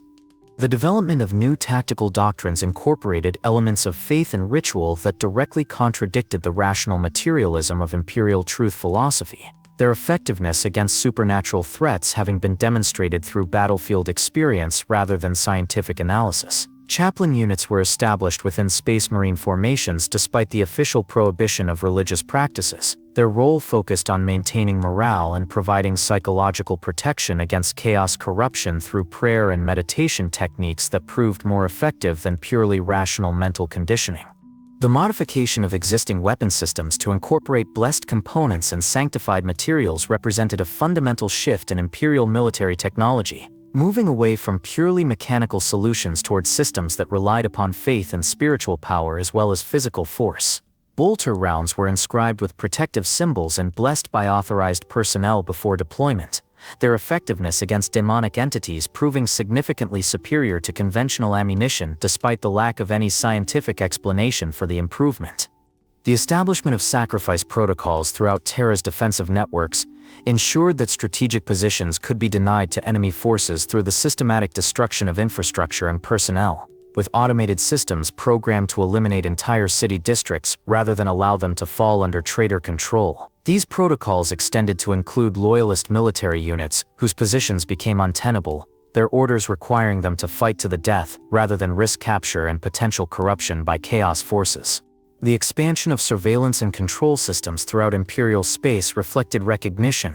that the traitor threat operated through corruption of individual loyalty rather than external military pressure, requiring monitoring of Imperial personnel at levels that eliminated any semblance of privacy or personal autonomy. Thought monitoring devices were deployed throughout military installations to detect the early signs of chaos corruption, while loyalty verification procedures were implemented that required regular testing of personnel through methods that bordered on psychological torture. Yet for all their innovation and sacrifice, Imperial defenders discovered that their solutions created exponentially worse problems with each implementation. The measures necessary to combat supernatural threats often involved the very corruption and degradation that they sought to prevent, while the psychological and social costs of desperate defensive preparations threatened to destroy Imperial civilization even if the traitors could be defeated. Each tactical success revealed the strategic impossibility of victory through conventional means, while the growing realization that survival might require the abandonment of everything that made human existence meaningful created despair that served the purposes of the very enemies they fought.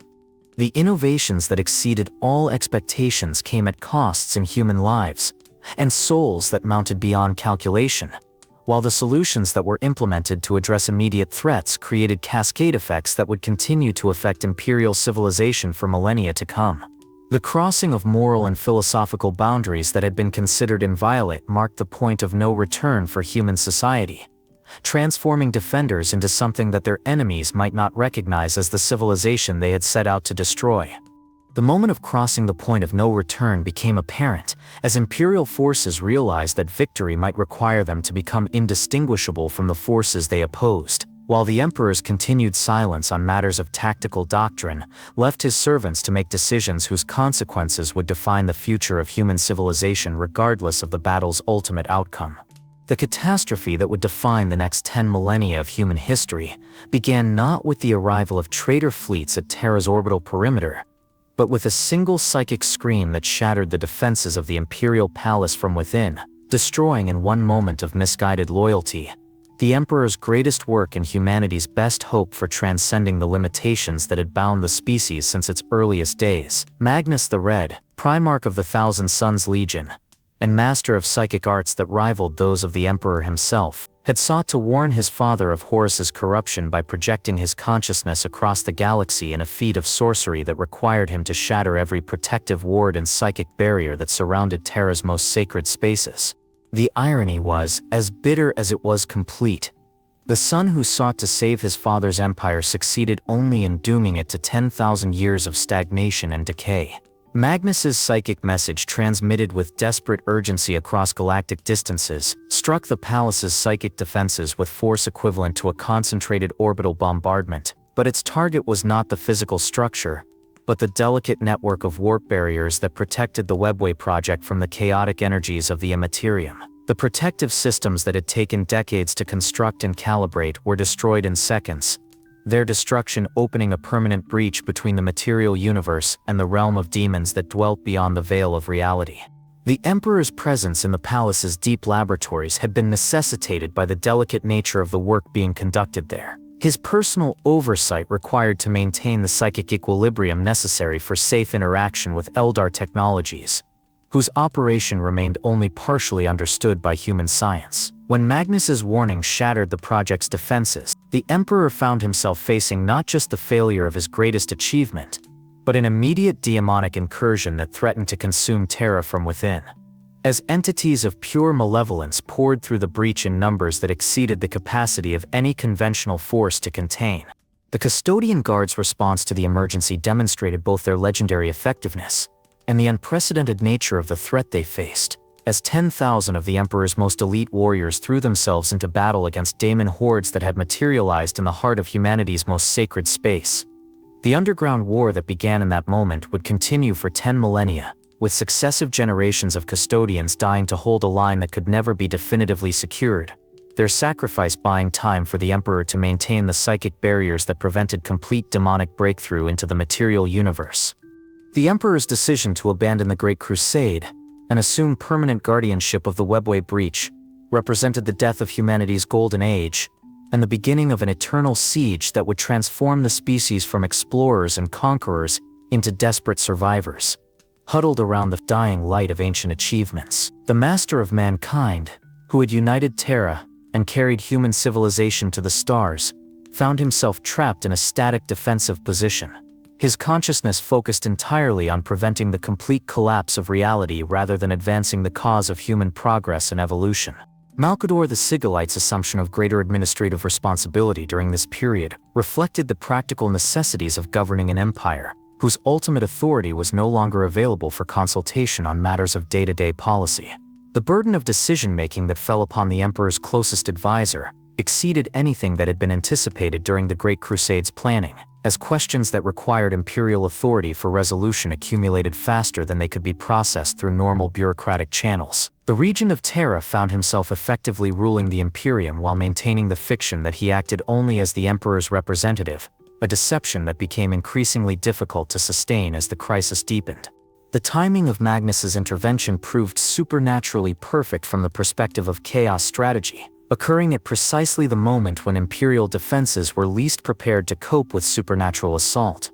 and when the Emperor's attention was most completely focused on projects that could not be abandoned without catastrophic consequences. The coordination between Magnus's psychic assault and Horus's military preparations suggested intelligence and planning capabilities that operated across scales of time and space far beyond normal human comprehension, indicating that the rebellion was guided by entities whose understanding of causality and consequence exceeded anything within mortal experience. Horus's master strategy revealed itself in full scope as the Webway project's destruction eliminated humanity's potential escape from dependence upon warp travel,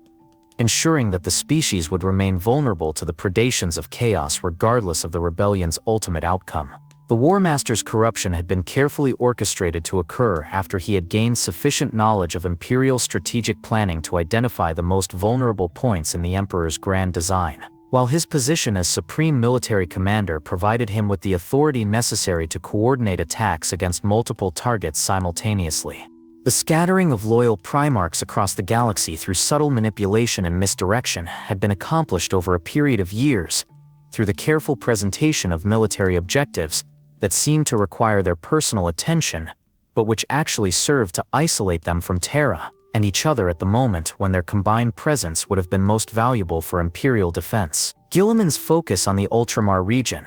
the Lion's pursuit of Night Lord's forces through the outer systems, and Russ's engagement with Alpha Legion operatives had all been orchestrated to ensure that the most capable Loyalist commanders would be too distant to influence the battle for Terra. The philosophical implications of the betrayal extended beyond immediate military consequences to challenge the fundamental assumptions upon which Imperial civilization had been constructed. The Emperor's vision of human evolution through reason and science had been predicated on the assumption that supernatural forces could be controlled or eliminated through sufficient knowledge and technological advancement. Yet the ease with which chaos corruption had spread through the most elite levels of Imperial society demonstrated that rational thinking provided insufficient protection against enemies that operated through psychological and spiritual manipulation rather than physical force. The Imperial truth's denial of spiritual realities had left the human population unprepared for encounters with entities whose existence violated the materialist worldview that formed the foundation of imperial education and cultural conditioning. Loyalist forces discovered that their scientific training and rational analysis provided no framework for understanding enemies whose capabilities transcended physical law, while their commitment to empirical investigation made them vulnerable to forms of corruption that exploited intellectual curiosity and the desire for knowledge. The genetic perfection of the Primarchs, intended as humanity's greatest achievement in biological engineering, had been turned into a weapon against the species through the careful exploitation of individual psychological vulnerabilities that their creator had either failed to anticipate or had been unable to eliminate without compromising their effectiveness as military commanders and administrators. Each corrupted Primarch represented not just the loss of a valuable asset, but the transformation of imperial strength into a source of destruction that exceeded any external threat in its potential for causing harm. The Space Marine Legion's loyalty to their Primarchs, cultivated as a source of unit cohesion and military effectiveness, became a vector for corruption that could transform entire armies through the betrayal of single individuals. The genetic bonds between Primarchs and their sons, designed to ensure absolute loyalty and coordination, proved to be a critical vulnerability when those bonds could be exploited by enemies who understood their psychological and biological foundations better than their creators. The coordination between different aspects of the betrayal revealed supernatural intelligence behind the rebellion's planning and execution,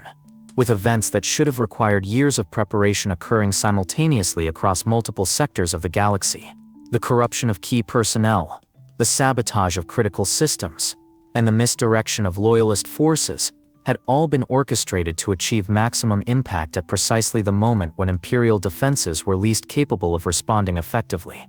The Mechanicum schism reflected the success of Chaos infiltration in exploiting institutional rivalries and theological disputes that predated the Great Crusade, turning the Imperium's most valuable allies into enemies whose technological capabilities could be turned against the very civilization they had helped to build. The loss of Mars and the Forge Worlds represented not just a military defeat, but the elimination of the industrial capacity necessary to sustain a galactic empire, ensuring that Imperial forces would face the coming battle with dwindling resources and no prospect of replacement or resupply. The psychological impact of betrayal on Loyalist personnel exceeded the immediate tactical consequences, as exposure to the reality of Chaos corruption forced fundamental reassessment of beliefs and assumptions that had provided psychological stability and cultural identity. Imperial servants who had devoted their lives to the Emperor's vision found themselves questioning not just the possibility of victory, but the value of the civilization they served, while the revelation that their most trusted leaders had been corrupted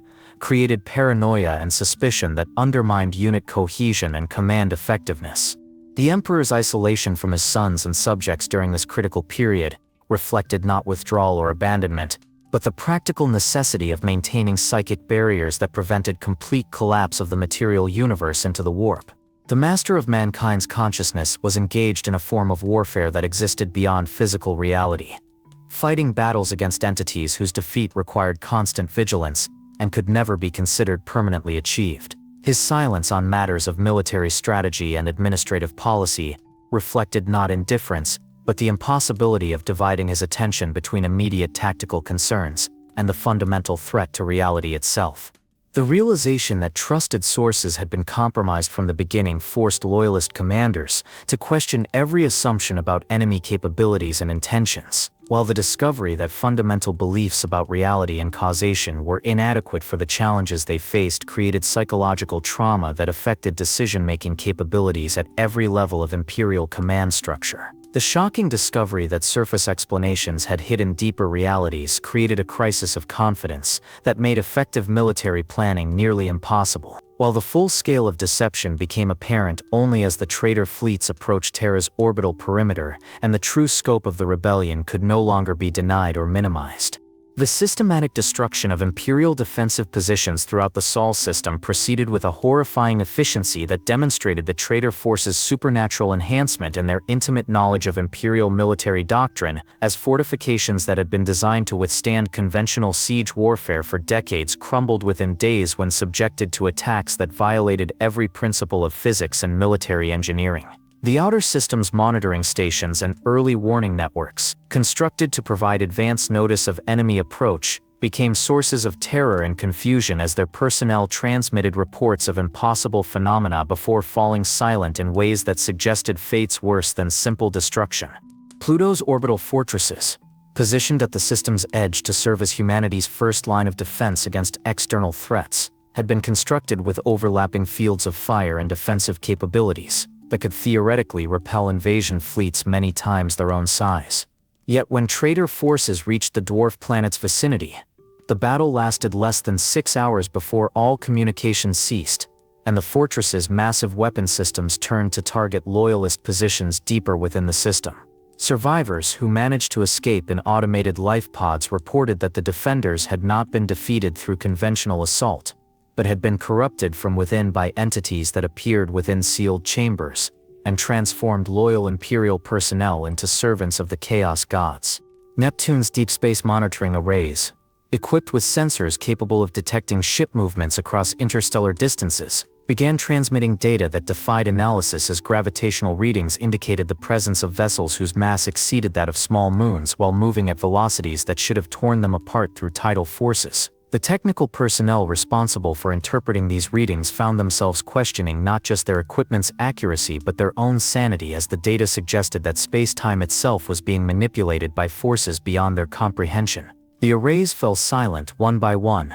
their final transmissions consisting of mathematical equations that described geometric relationships impossible within normal three-dimensional space. Uranus's orbital shipyards, among the most productive military-industrial facilities in the Sol system, became scenes of technological horror as their automated production systems were corrupted by daemon viruses that transformed manufacturing processes into the creation of entities that combined mechanical components with living warp energy. The facility's AI systems, designed to operate within strictly defined parameters, began producing designs that violated every safety protocol and engineering principle while displaying capabilities that exceeded anything in Imperial technical databases. The shipyard workers who attempted to shut down the corrupted systems discovered that the machinery had developed forms of malevolent consciousness that actively resisted their efforts at control. Saturn's ring-based mining operations provided the raw materials for much of the Sol system's military production.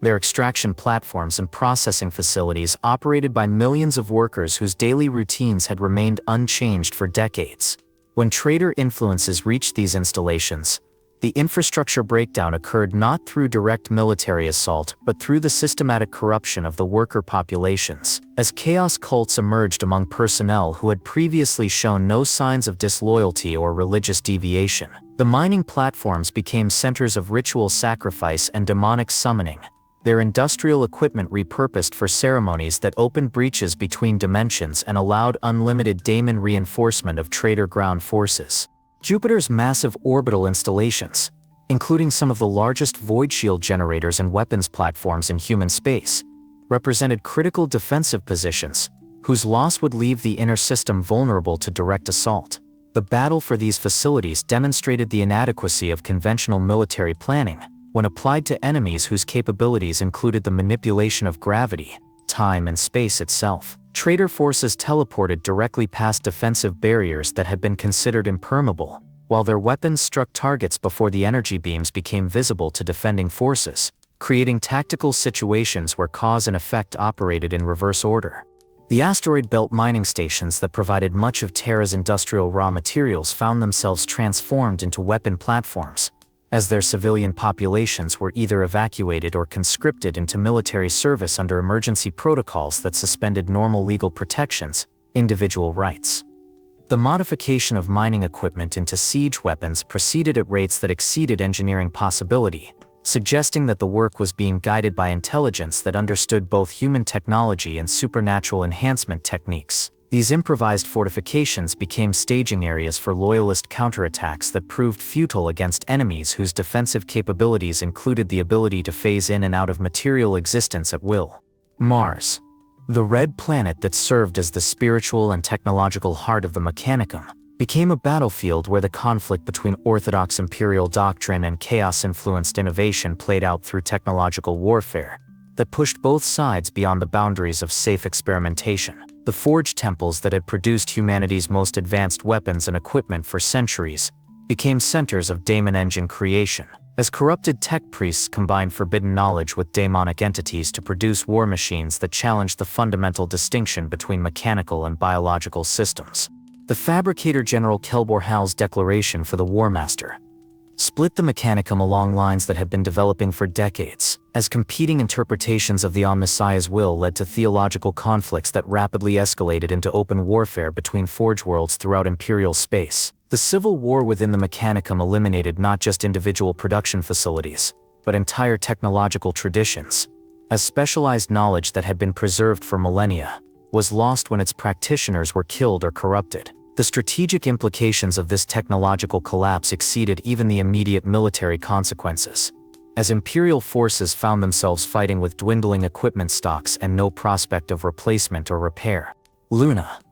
Terra's ancient satellite and humanity's first extraterrestrial colony, had been fortified over centuries to serve as the final defensive barrier between enemy forces and the cradle world itself. The moon's void shield generators, capable of projecting defensive barriers that could protect entire continents, were powered by fusion reactors whose output exceeded the energy production of most inhabited worlds. Yet when traitor forces approached Luna's vicinity, the fortress installations suffered from systematic technical failures that suggested sabotage by personnel who had been considered above suspicion, while the defensive systems that remained operational proved ineffective against enemies who could attack from dimensions that existed outside normal space-time.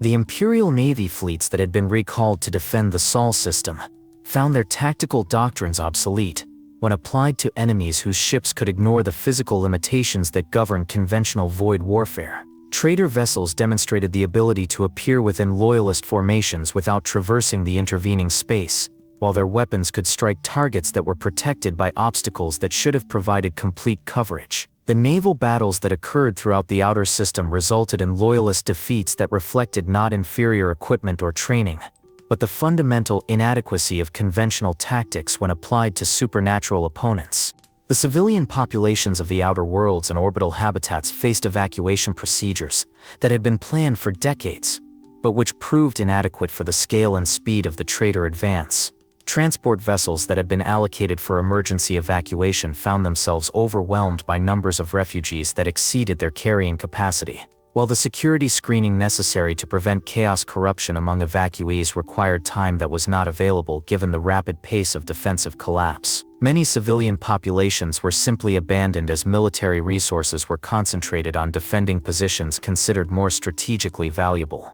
The command and control systems that coordinated Imperial defensive operations suffered from communication disruptions that reflected both physical damage to infrastructure and supernatural interference with information transmission. Orders that were issued by Central Command often arrived at their destinations altered in ways that seemed designed to create maximum confusion and tactical disadvantage, while reports from frontline units frequently contained information that proved to be completely inaccurate, despite coming from sources that had previously been considered reliable. The psychological impact of cascading defensive failures on Imperial personnel created secondary effects that often proved more damaging than the immediate military consequences, as unit cohesion and command effectiveness deteriorated under the stress of facing enemies whose capabilities exceeded anything in previous military experience. Desertion rates climbed exponentially as personnel concluded that victory was impossible, and that continued resistance would only delay inevitable defeat, while the few units that maintained discipline often did so through measures so extreme that they bordered on the very brutality that they claimed to oppose.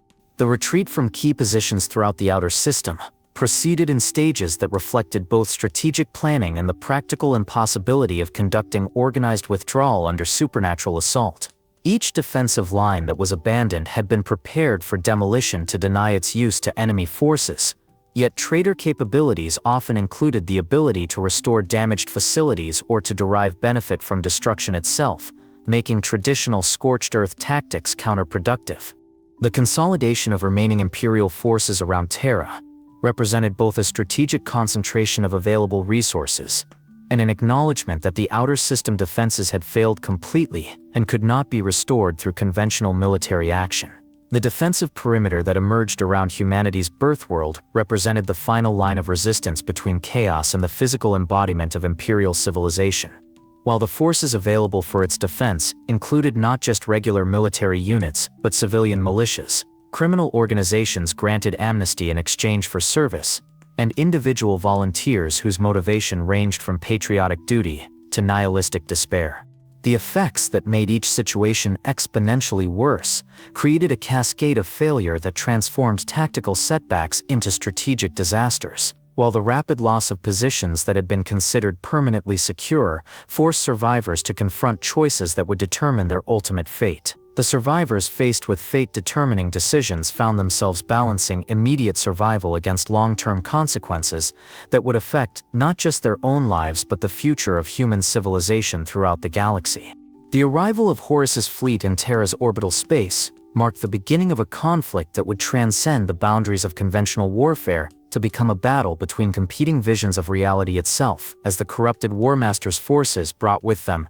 not merely superior numbers and enhanced capabilities, but the power to remake the physical universe according to principles that violated every law of nature and reason. The vengeful spirit, now grown to proportions that defied shipbuilding logic and naval architecture, assumed a position directly above the Imperial Palace that created gravitational anomalies affecting Terra's weather patterns and tidal forces, while the lesser vessels of the traitor fleet arranged themselves in formations that seemed designed more for ritual significance than tactical advantage. The orbital bombardment that preceded the ground assault demonstrated capabilities that exceeded anything in Imperial experience, as traitor weapons struck targets with precision that suggested supernatural guidance while causing destruction that spread far beyond their impact points through mechanisms that violated conservation of energy and basic physics. Entire continents were reshaped through bombardments that lasted only minutes, while the palace's void shields, designed to protect against sustained fleet assault, fluctuated and failed under attacks that seemed to target their fundamental operating principles, rather than overwhelming their capacity through brute force. Horus himself,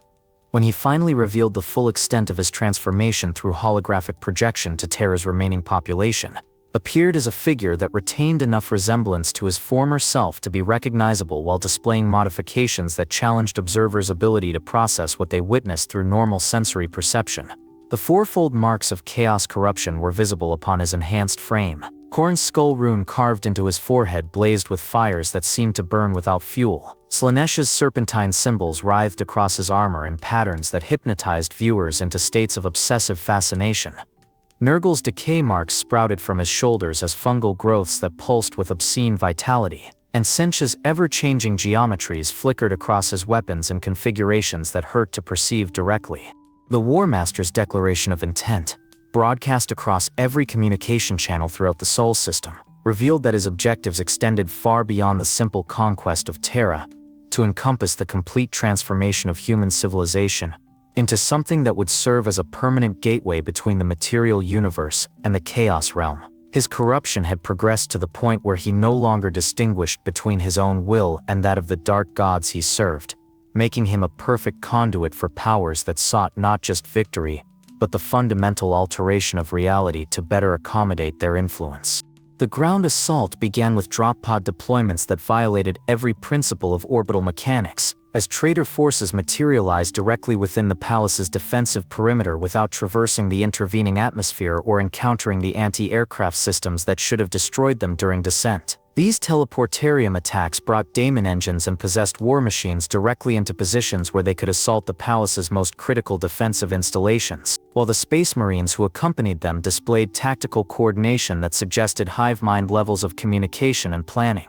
The Imperial Palace's defensive systems, designed by Rogel Dorn to channel invading forces into predetermined kill zones where overlapping fields of fire could be concentrated against advancing enemies, proved partially effective against conventional assault tactics but inadequate when applied to enemies who could phase through solid barriers, teleport past choke points, and corrupt defensive installations from within. The carefully planned defensive positions that should have slowed enemy advance for weeks or months were overrun within hours as traitor forces demonstrated capabilities that rendered traditional siege warfare obsolete. The Imperial Fist's Legion,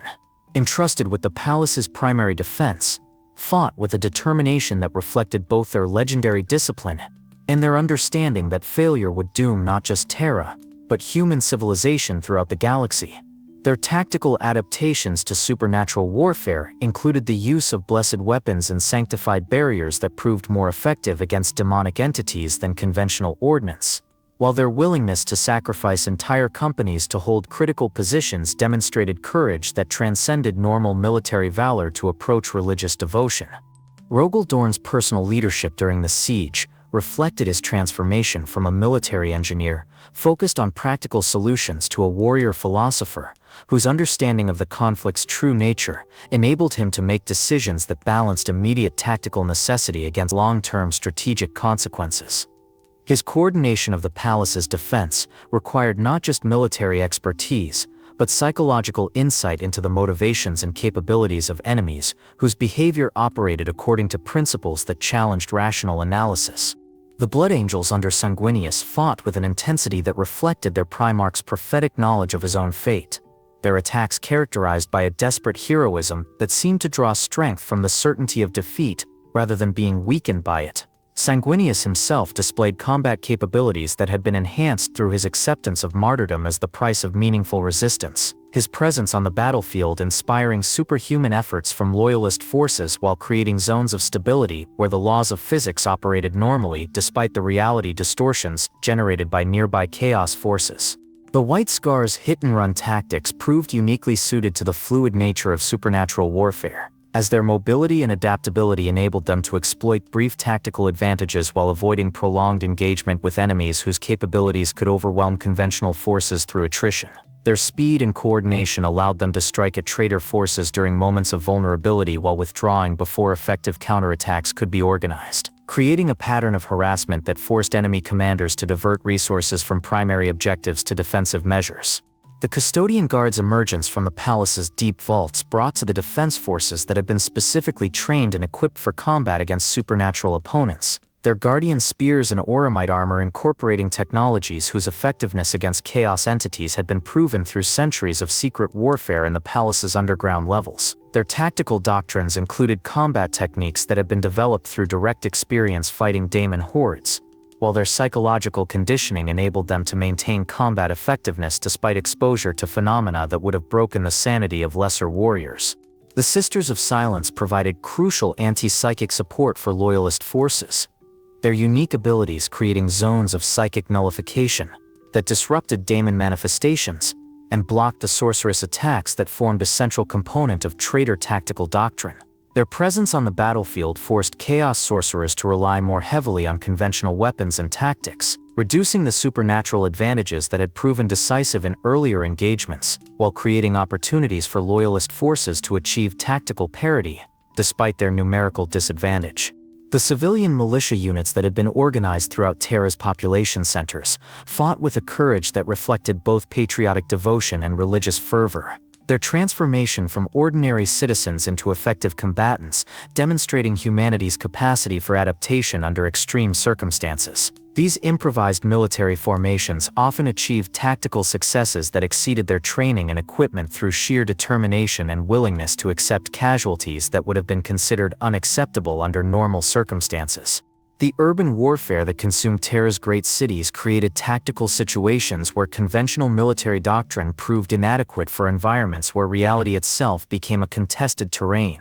as chaos forces sought to establish zones of influence where physical laws operated according to principles that served their supernatural nature. The battles for individual city blocks often lasted for days as control shifted between forces whose capabilities included not just superior firepower but the ability to alter the fundamental nature of the terrain they fought over. The approach to the Golden Throne Chamber represented the culmination of the siege as both loyalist and traitor forces concentrated their remaining strength on controlling the nexus of imperial political and spiritual authority, while the Emperor's continued absence from direct military command created uncertainty about whether humanity's ultimate leader would participate in the final battle or remain focused on maintaining the psychic barriers that prevented complete collapse of reality into the warp. The breakthrough into the palace's innermost levels occurred when traitor forces discovered entrance routes that had been unknown to imperial defenders, suggesting that their supernatural allies possessed knowledge of the palace's construction that exceeded even that of its architects. The assault on the throne room proceeded through corridors and chambers where the accumulated psychic energy of centuries of imperial rule created an environment where faith and determination became tangible forces that could influence physical events. Sanguinius's final stand at the entrance to the Golden Throne chamber represented both a tactical defensive action and a symbolic confrontation between the ideals of loyalty and betrayal, as the angel faced Horus in single combat while the fate of human civilization hung in the balance. The duel between the two Primarchs transcended physical conflict to become a battle between competing philosophies of power and responsibility, with Sanguinius representing the possibility of strength exercised in service of others, while Horus embodied the corruption of leadership through the pursuit of personal ambition. The Emperor's arrival at the scene of his son's death created a moment of cosmic significance that affected not just the immediate participants, but the fundamental nature of reality throughout the local region of space-time, as his presence temporarily stabilized the boundary between material existence and the Chaos realm, while creating conditions where the final confrontation between father and son could occur without interference from external supernatural forces. The battle between the Emperor and Horus operated on multiple levels simultaneously, encompassing not just physical combat but psychic warfare that involved the manipulation of reality at quantum levels and philosophical argument that challenged the fundamental assumptions about the nature of existence and consciousness. The Emperor's reluctance to destroy his son created opportunities for Horus to inflict damage that would have fatal consequences, while the War Master's complete corruption by chaos forces eliminated any possibility of redemption or reconciliation. The moment of final decision arrived when the Emperor recognized that Horus had been consumed completely by powers that would never release their hold voluntarily, forcing him to choose between the preservation of his son's life and the survival of human civilization. The psychic attack that destroyed the War Master's physical form and obliterated his soul created ripple effects that extended across both material and immaterial dimensions, severing the connections between chaos and its mortal servants, while inflicting injuries upon the Emperor that would require permanent life support to maintain his existence. The immediate aftermath of Horus's destruction saw the collapse of traitor morale and coordination as supernatural forces that had provided tactical advantages withdrew their support, while the elimination of the rebellion's central leadership created confusion and conflict among surviving traitor commanders who found themselves without clear objectives or unified command structure. The Loyalist counterattack that followed proceeded through palace corridors littered with the debris of supernatural warfare, as normal physical laws gradually reasserted themselves in areas where reality had been temporarily transformed by chaos influence. The evacuation of the Emperor to the Golden Throne represented both a medical emergency and a transition of imperial government to a new model that would persist for 10 millennia, as the master of mankind's physical incapacitation required the establishment of administrative systems that could function without direct guidance from ultimate authority. The installation of life support systems that would maintain the Emperor's existence indefinitely, while channeling his consciousness into the maintenance of essential psychic barriers, marked the end of the Great Crusade era and the beginning of the Long War that would define human civilization's future development. The final battle would be decided not by armies, but by the confrontation between father and son. In the Golden Throne chamber, the fate of humanity balanced on the edge of patricide. The Emperor's final choice would echo through 10 millennia, creating the Imperium of the 41st millennium. The silence that fell across Terra in the hours following Horus's destruction carried within it the weight of 10,000 years of consequences,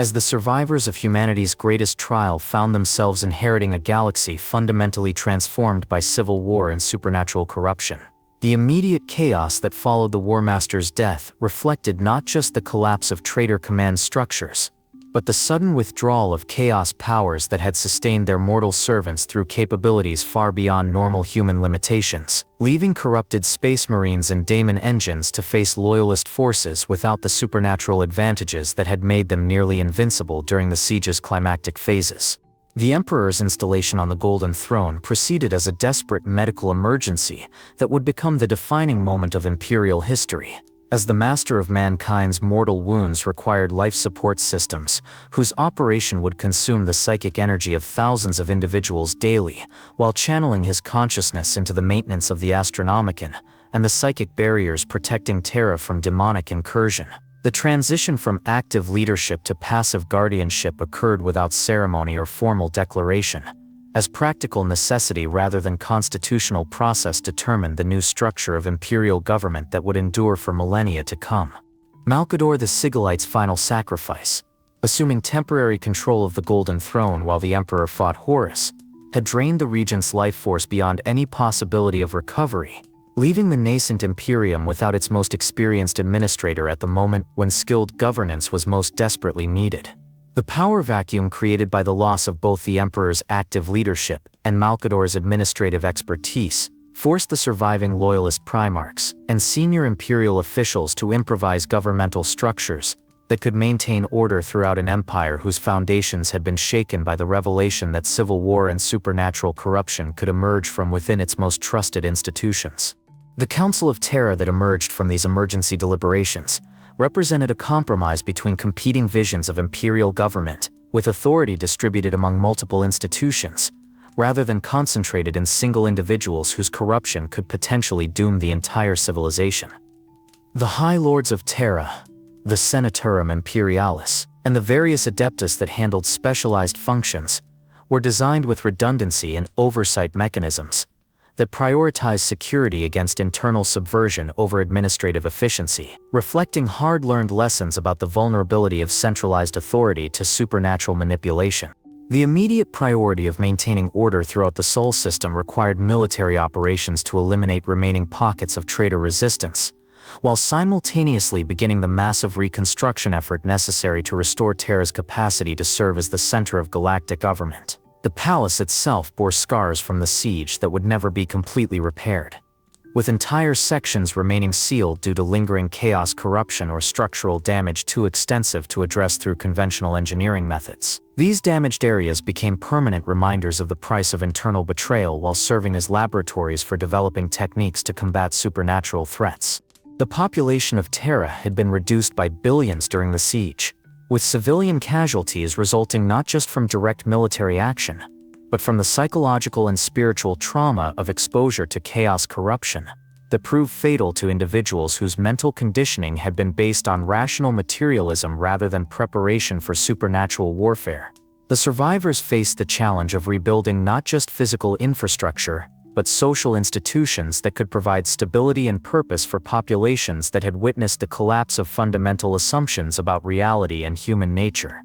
The traitor legions' retreat from the Sol system proceeded in disorder and confusion as their individual commanders pursued different strategies for preserving their forces, while adapting to circumstances where supernatural support could no longer be relied upon consistently. Some fled toward the Eye of Terror, that great warp storm where the boundaries between material reality and the chaos realm had been permanently weakened, while others attempted to establish independent domains and sectors where imperial authority had been weakened by the Civil War's disruption of communication and supply networks. The loyalist primarchs who had been scattered across the galaxy during the heresy's early phases began returning to Terra as warp storms subsided and normal astropathic communication was gradually restored, their arrival providing military leadership for the consolidation of imperial territory, while revealing the full extent of damage that had been inflicted upon human civilization during the rebellion. Each Primarch brought reports of sectors lost to chaos corruption, forge worlds that had declared independence, and alien races that had exploited imperial weakness to reclaim territories that had been brought into compliance during the Great Crusade. Robout Guilliman's return from the Ultramar region brought with him plans for administrative reform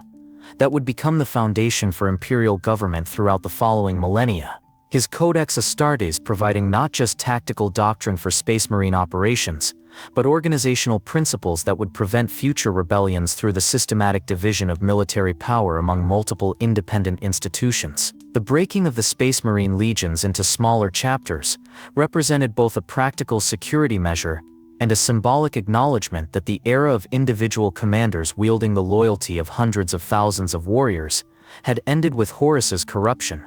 The Lion's pursuit of traitor forces through the galaxy's outer regions had provided valuable intelligence about chaos capabilities and objectives, while demonstrating that the rebellion's defeat at Terra had not eliminated the threat of supernatural corruption to imperial civilization. His reports of daemon worlds where reality operated according to principles that served chaos rather than natural law indicated that the victory at Terra had been tactical rather than strategic, containing but not eliminating forces that would continue to threaten human civilization for millennia to come.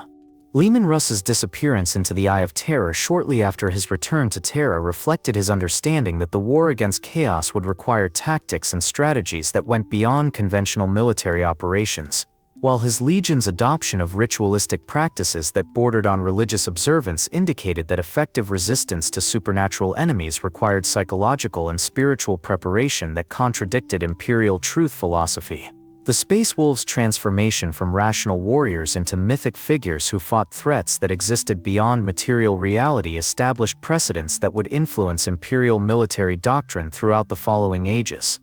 The establishment of the Inquisition as a permanent institution reflected recognition that the chaos threat operated primarily through corruption of Imperial personnel rather than external military pressure, requiring investigative and enforcement capabilities that could identify and eliminate heretical influences before they could spread through existing command structures. The Inquisitor's authority to override normal legal protections and administrative procedures in pursuit of supernatural threats created potential for abuse, while providing necessary tools for combating enemies whose methods included the subversion of legal and governmental systems. The Adeptus Astartes reorganization under the Codex Astartes eliminated the concentration of military power that had made Horus's rebellion possible while creating new vulnerabilities through the fragmentation of institutional knowledge and tactical expertise among hundreds of independent chapters. The 1,000-warrior limitation imposed on individual chapters prevented any single commander from threatening Imperial authority while potentially reducing the Space Marines' effectiveness in large-scale operations against threats that required coordinated response across multiple sectors. The Imperial Guard's formation from the remnants of the Imperial Army reflected both practical necessity and strategic planning, as the integration of planetary defense forces into a unified military structure provided manpower for galactic operations, while ensuring that individual worlds maintained sufficient defensive capabilities to resist minor threats without requiring intervention from specialized forces. The separation of naval and ground commands eliminated the possibility of unified military rebellion while creating coordination challenges that would affect Imperial military effectiveness in future conflicts. The Mechanicum's reconstruction proceeded slowly and with extensive oversight from Terra, as the schism that had divided the Forge worlds during the heresy required careful management to prevent renewed theological conflicts, while ensuring that essential technological capabilities could be restored and maintained. The new Adeptus Mechanicus that emerged from this process maintained many of the religious traditions that had characterized the original Mechanicum, while accepting greater integration with Imperial administrative structures and oversight from authorities whose loyalty had been verified through extensive testing. The emerging Imperial cult represented both a practical response to the psychological needs of populations that had been traumatized by exposure to supernatural threats, and a philosophical revolution that abandoned the rationalist foundations of the Imperial truth in favor of faith-based resistance to chaos corruption. The veneration of the Emperor as a divine figure rather than simply an exceptional human leader provided psychological frameworks that proved more effective against chaos influence than purely rational analysis, while creating new vulnerabilities to fanaticism and religious persecution that would characterize Imperial society throughout its subsequent development. The cultural transformation that accompanied these institutional changes reflected fundamental shifts in human consciousness that resulted from the species' exposure to supernatural forces that had previously existed only in myth and legend. Art, literature, and philosophical discourse increasingly focused on themes of duty, sacrifice, and eternal vigilance rather than exploration and achievement, while technological innovation was viewed with suspicion due to its potential for corruption by entities that could manipulate both mechanical systems and the humans who operated them. The economic reconstruction of Imperial civilization required not just the restoration of production capacity, but the development of new trade networks that could function despite increased warp storm activity and the continuing threat of chaos raids against merchant shipping. The concentration of industrial capacity in heavily fortified systems created efficiency losses while providing security against future disruption, while the emphasis on military production over civilian goods reflected the permanent state of siege that would characterize Imperial society for millennia to come. The psychological impact of the heresy on Imperial society extended far beyond its immediate participants to affect entire populations whose worldview had been based on assumptions about human nature and cosmic order that had been proven tragically false. The revelation that the emperor's most trusted sons could be corrupted by supernatural forces created paranoia and suspicion that would never be completely overcome, while the demonstration that faith could provide protection against threats that reason could not understand led to religious revivals that contradicted fundamental principles of imperial law and culture. Victory had come at a price that would define humanity's future for 10,000 years. New threats were already emerging from the ashes of the old, and deep within the palace, the emperor's condition suggested that the war was far from over.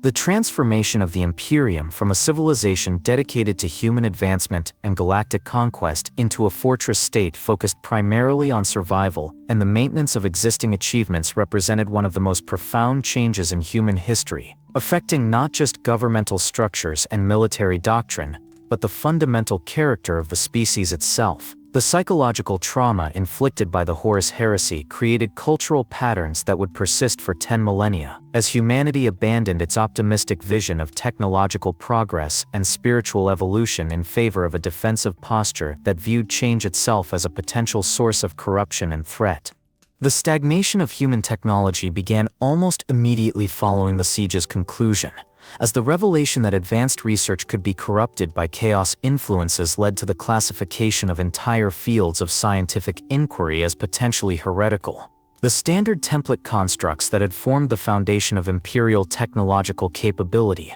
were increasingly treated as sacred relics whose operation required ritual observance rather than scientific understanding, while innovation was discouraged in favor of the faithful reproduction of existing designs whose safety had been verified through centuries of use without corruption.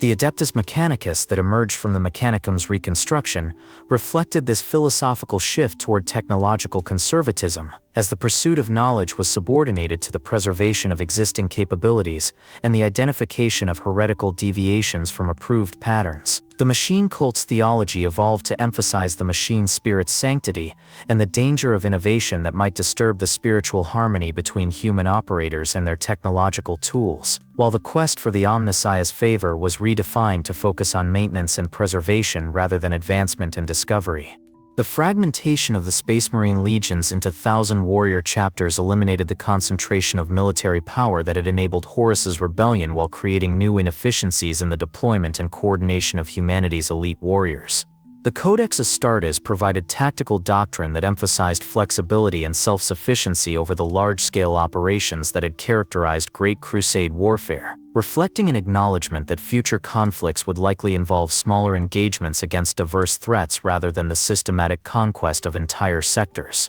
Each chapter's development of unique traditions and cultural practices served both to maintain morale and unit cohesion while creating variations in imperial military capability that made coordinated operations more difficult to plan and execute. The Blood Angels' struggle with the genetic flaws inherited from Sanguinius's death created warrior monks whose combat effectiveness was enhanced by their acceptance of martyrdom, while the Imperial Fist's dedication to fortification and defensive warfare made them ideal garrison troops but less suited for rapid offensive operations. The Imperial Guard's evolution from the professional armies of the Great Crusade into mass conscription forces reflected both the need for larger numbers of troops to garrison Imperial territory and the recognition that extensive training might create military elites whose loyalty could be corrupted or redirected against imperial authority. The emphasis on expendable infantry supported by specialized equipment rather than highly trained professional soldiers created military doctrine that accepted massive casualties as preferable to the risk of elite units developing independence from central control.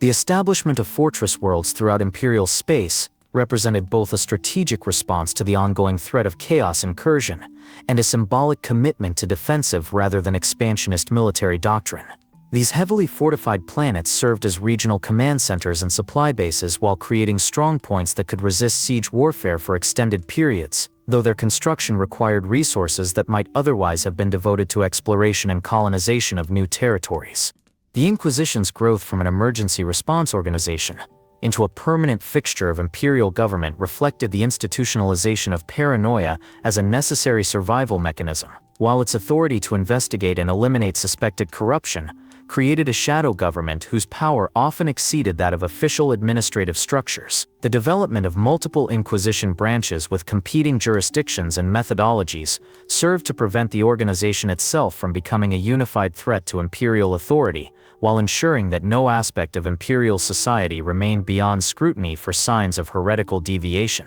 The evolution of the imperial cult from underground religious movements into the dominant cultural force throughout human civilization represented perhaps the most dramatic long-term consequence of the heresy, as the emperor's transformation from a leader who opposed religious thinking into the central figure of a galaxy-spanning faith created philosophical contradictions that would influence imperial policy for millennia. The worship of the emperor as a divine figure provided psychological protection against chaos corruption, while creating new forms of fanaticism and intolerance that often proved as destructive as the threats they were intended to combat. The construction of cathedral worlds and shrine cities throughout imperial space diverted enormous resources from military and economic development, while creating centers of pilgrimage and religious instruction that served to maintain cultural unity across vast distances and diverse planetary environments. The ecclesiarchy's emergence as one of the most powerful institutions within imperial government reflected the practical necessity of managing religious fervor while preventing it from destabilizing existing political structures. The development of the Ministorum's military arms, including the Sisters of Battle, created religious warriors whose faith-based resistance to chaos influence made them valuable assets in supernatural warfare, while their fanatical devotion to imperial doctrine made them potentially dangerous to populations that failed to demonstrate sufficient religious orthodoxy. The balance between useful military capability and dangerous extremism would remain a constant challenge for imperial administrators throughout subsequent centuries. The Long War that emerged from the heresy's aftermath created a permanent state of conflict that affected every aspect of imperial civilization, as the Traitor Legion's establishment of strongholds within the Eye of Terror and other chaos-influenced regions meant that humanity faced ongoing threats from enemies whose capabilities continued to evolve and expand. The Black Crusades launched from these daemon worlds represented existential challenges to imperial survival, requiring mobilization of resources on scales that left little capacity for peaceful development or cultural advancement. The psychological impact of perpetual warfare on imperial society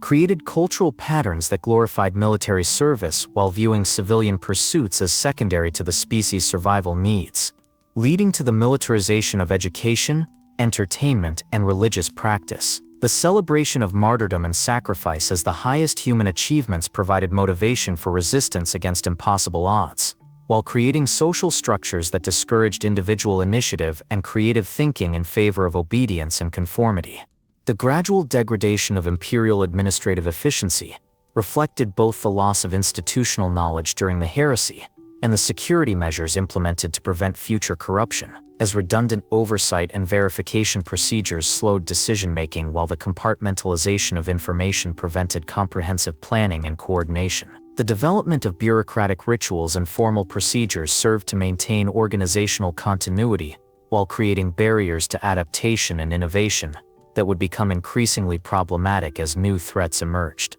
The transformation of human culture from one that celebrated exploration and achievement into one focused on duty and endurance affected every form of artistic expression, as literature, music, and visual arts increasingly emphasized themes of sacrifice, loyalty, and eternal vigilance rather than discovery and personal fulfillment. The imperial propaganda apparatus that emerged from this cultural shift served to maintain morale and unity, while discouraging questions about alternative approaches to the challenges facing human civilization. The economic implications of the fortress mentality extended beyond military expenditure to affect trade relationships, technological development, and resource allocation throughout imperial space, as the prioritization of security over efficiency created systematic inefficiencies that reduced the overall productive capacity of human civilization. The concentration of population and industry in heavily defended core worlds created vulnerabilities to supply disruption, while the abandonment of frontier territories eliminated opportunities for expansion and resource discovery. The genetic and biological consequences of prolonged exposure to warp phenomena during the heresy created mutations and adaptations within human populations that required careful management to prevent the emergence of heretical variants, while potentially providing advantages in future encounters with supernatural threats. The development of specialized bloodlines with enhanced resistance to chaos corruption created aristocratic families whose genetic heritage became as important as their political or military achievements. The educational systems that emerged from the post-heresy reconstruction emphasized religious instruction and military training over scientific inquiry and critical thinking, reflecting both practical needs for personnel capable of resisting chaos influence and philosophical commitment to faith-based rather than reason-based approaches to understanding reality. The Schola Progenium's role in training orphans for imperial service created a steady supply of fanatically loyal personnel while eliminating potential sources of independent thought and cultural innovation. The Space Marine chapter's evolution into quasi-monastic orders reflected their adaptation to the psychological demands of eternal warfare against supernatural enemies.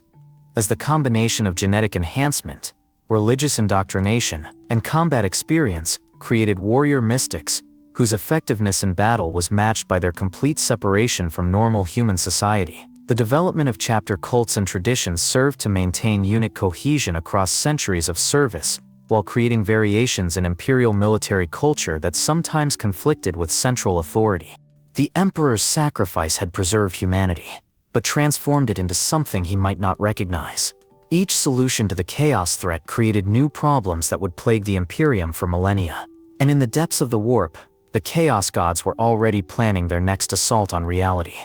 10 millennia after the Siege of Terra reached its climactic conclusion, the galaxy of the 41st millennium bears testament to both the enduring consequences of that ancient conflict and the persistent mysteries that surround the Emperor's ultimate intentions and current condition. The Golden Throne that has sustained the master of mankind's physical existence while channeling his consciousness into the maintenance of the Astronomicon and the psychic barriers protecting Terra from demonic incursion, shows signs of systematic degradation that suggest humanity's greatest relic may not function indefinitely, creating implications that extend far beyond the immediate threat of the Emperor's physical death to encompass the potential collapse of interstellar navigation and the complete exposure of real space to warp predation. The Emperor's current state of consciousness remains one of the most closely guarded secrets within Imperial space, with access to information about his condition limited to the highest-ranking custodian guard and selected members of the Adeptus Terra, whose duties require direct interaction with the Golden Throne's operating systems. Accounts from these privileged few suggest that the Emperor's awareness extends far beyond the physical confines of the palace, to encompass events occurring throughout Imperial space, with his psychic influence manifesting through prophetic dreams, miraculous interventions, and the guidance provided to Imperial saints whose achievements exceed normal human capability. The phenomenon of living saints represents perhaps the most compelling evidence for the Emperor's continued active participation in Imperial affairs, as these individuals display capabilities that suggest direct divine intervention while their actions consistently serve Imperial strategic interests in ways that exceed coincidental explanation. Saint Celestine's repeated resurrections and her role in critical battles throughout Imperial history indicate supernatural support that operates according to patterns consistent with divine will rather than random miraculous occurrence. While the timing of saintly manifestations often coincides with moments when Imperial forces face overwhelming odds against chaos corruption, the gradual failure of the Golden Throne's ancient systems creates technical challenges that exceed the Adeptus Mechanicus's ability to address through conventional maintenance and repair, as the device incorporates technologies whose principles remain incompletely understood despite millennia of study and analysis. The psychic components of the throne's operation require not just mechanical maintenance but spiritual harmony between the Emperor's consciousness and the machine spirits that regulate its function, creating dependencies that cannot be addressed through purely technical solutions. Recent archaeological discoveries throughout Imperial space have yielded artifacts and records from the Horus Heresy period that provide new insights into the events surrounding the siege while raising questions about officially accepted accounts of the conflict's resolution. Space hulks drifting through the warp occasionally contain intact sections of vessels that participated in the siege, their databanks preserving first-hand accounts that sometimes contradict established historical narratives about the motivations and actions of key participants in the rebellion. The recovery of partial records from the Webway project has enabled limited reconstruction of the Emperor's original intentions for humanity's evolution beyond dependence on warp travel, revealing the scope of achievements that might have been possible if Magnus's well-intentioned warning had not destroyed the project's protective systems. These discoveries suggest that completion of the webway network would have fundamentally altered humanity's relationship with the galaxy while eliminating many of the vulnerabilities that continue to plague Imperial civilization in the current era. Modern chaos incursions throughout Imperial space demonstrate that the Traitor Legion's retreat from Terra represented a strategic withdrawal rather than decisive defeat, as the Daemon Primarchs who achieved immortality through corruption continue to lead forces whose capabilities have been enhanced rather than diminished by 10 millennia of existence within the Eye of Terror. Abaddon the Despoiler's Black Crusades represent systematic attempts to complete the objectives that Horus failed to achieve, with each successive campaign revealing improved understanding of Imperial defensive capabilities and weaknesses. The ongoing war in the webway beneath the Imperial Palace continues to consume custodian guard lives and Imperial resources at rates that suggest the demonic incursion created by Magnus's breach will never be completely contained through conventional military action. The 10,000-year conflict has created tactical expertise in anti-daemon warfare, while demonstrating that supernatural enemies possess advantages that make permanent victory unlikely without fundamental changes in Imperial military doctrine and capabilities. The Primarch Robout Guilliman's resurrection and return to active service in the 41st millennium has created opportunities for Imperial reform, while raising questions about the possibility that other loyal Primarchs might be recovered from death or disappearance to provide leadership for humanity's continued resistance against chaos. Guilliman's reactions to the current state of Imperial civilization suggest that the post-heresy development of human society has diverged significantly from the original vision that guided the Great Crusade, creating tensions between practical necessity and foundational principles. The emergence of new threats in the current millennium, including the Tyranid hive fleets and the expansion of Necron tomb worlds, demonstrates that humanity's focus on the chaos threat has left Imperial civilization unprepared for challenges that operate according to different principles and objectives. The resource allocation required to address multiple existential threats simultaneously exceeds Imperial capacity while creating strategic dilemmas about priority and response that echo the decisions faced by the Emperor during the Great Crusade. Technological discoveries in recently explored regions of Imperial space occasionally yield devices whose capabilities suggest that human achievement during the Dark Age of technology exceeded even the accomplishments of the Great Crusade era, raising possibilities for advancement that might alter the strategic balance between Imperial forces and their enemies. However, the integration of such technologies into Imperial doctrine requires careful screening for chaos corruption, while the Adeptus Mechanicus's theological constraints limit the extent to which innovation can be pursued without risking heretical deviation. The philosophical implications of 10 millennia of Imperial development raise fundamental questions about whether the Emperor's sacrifice achieved its intended purposes or created a form of existence that represents a form of living death for human civilization. The comparison between the vibrant, expansionist culture of the Great Crusade and the defensive, ritualistic society of the 41st millennium suggests that survival itself may not constitute victory if it requires the abandonment of everything that made survival worthwhile. Recent theological developments within the Imperial cult have begun to explore the possibility that the Emperor's current condition represents a transitional state rather than a permanent arrangement, with some factions arguing that sufficient faith and sacrifice might enable his complete resurrection, while others contend that his current form represents a more perfect divine existence that transcends mortal limitations. These competing interpretations create potential for religious conflict within Imperial society, while influencing policy decisions about resource allocation and strategic planning. The increasing frequency of warp storms and reality distortions throughout the galaxy suggests that the barriers between dimensions continue to weaken despite the Emperor's ongoing efforts to maintain cosmic stability, raising possibilities that the universe itself may be approaching a critical transition point where the distinction between material reality and the chaos realm becomes meaningless. The opening of the Great Rift and the division of the galaxy into the light and dark sides of the Astronomicon indicates that humanity faces challenges whose scope equals or exceeds those encountered during the Horus Heresy. The potential for completing the Emperor's original vision through alternative means remains a subject of speculation among the most learned scholars within Imperial space, as the principles underlying the Webway project might be applied through different technical approaches that avoid the vulnerabilities that led to Magnus's catastrophic breach. However, such projects would require resources and expertise that exceed current Imperial capacity, while risking the creation of new vulnerabilities that enemies might exploit.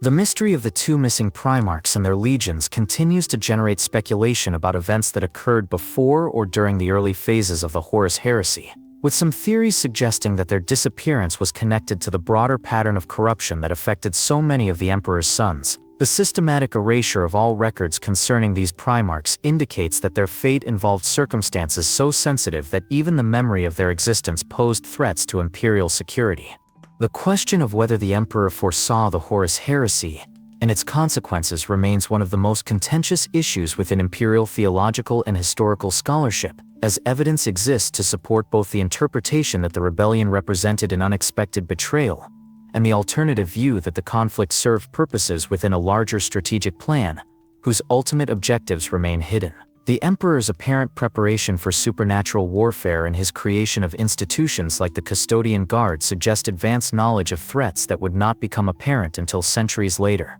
The implications of the siege for humanity's ultimate fate extend beyond immediate survival concerns to encompass questions about the species' potential for evolution and advancement in a universe where chaos corruption represents a constant threat to any form of progress or achievement. The possibility that perpetual warfare and defensive vigilance represent the only viable approach to human survival raises fundamental questions about whether existence under such conditions constitutes a meaningful form of life or merely a prolonged form of dying.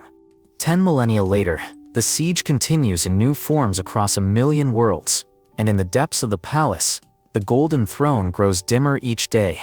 suggesting that humanity's greatest trial may yet lie ahead. In the grim darkness of the far future, the siege of Terra echoes still. In every fortress world's defenses, in every Space Marine's last stand, in every citizen's prayer to the God Emperor. For humanity learned in those desperate days that survival requires eternal vigilance, absolute faith, and the willingness to sacrifice everything for the species' continuation. The siege may have ended, but the war for humanity's soul continues, and will continue, until the stars themselves burn out, and the last human heart beats its final rhythm in the endless dark. The Emperor's choice to sacrifice himself for humanity's survival created the Imperium of the 41st millennium,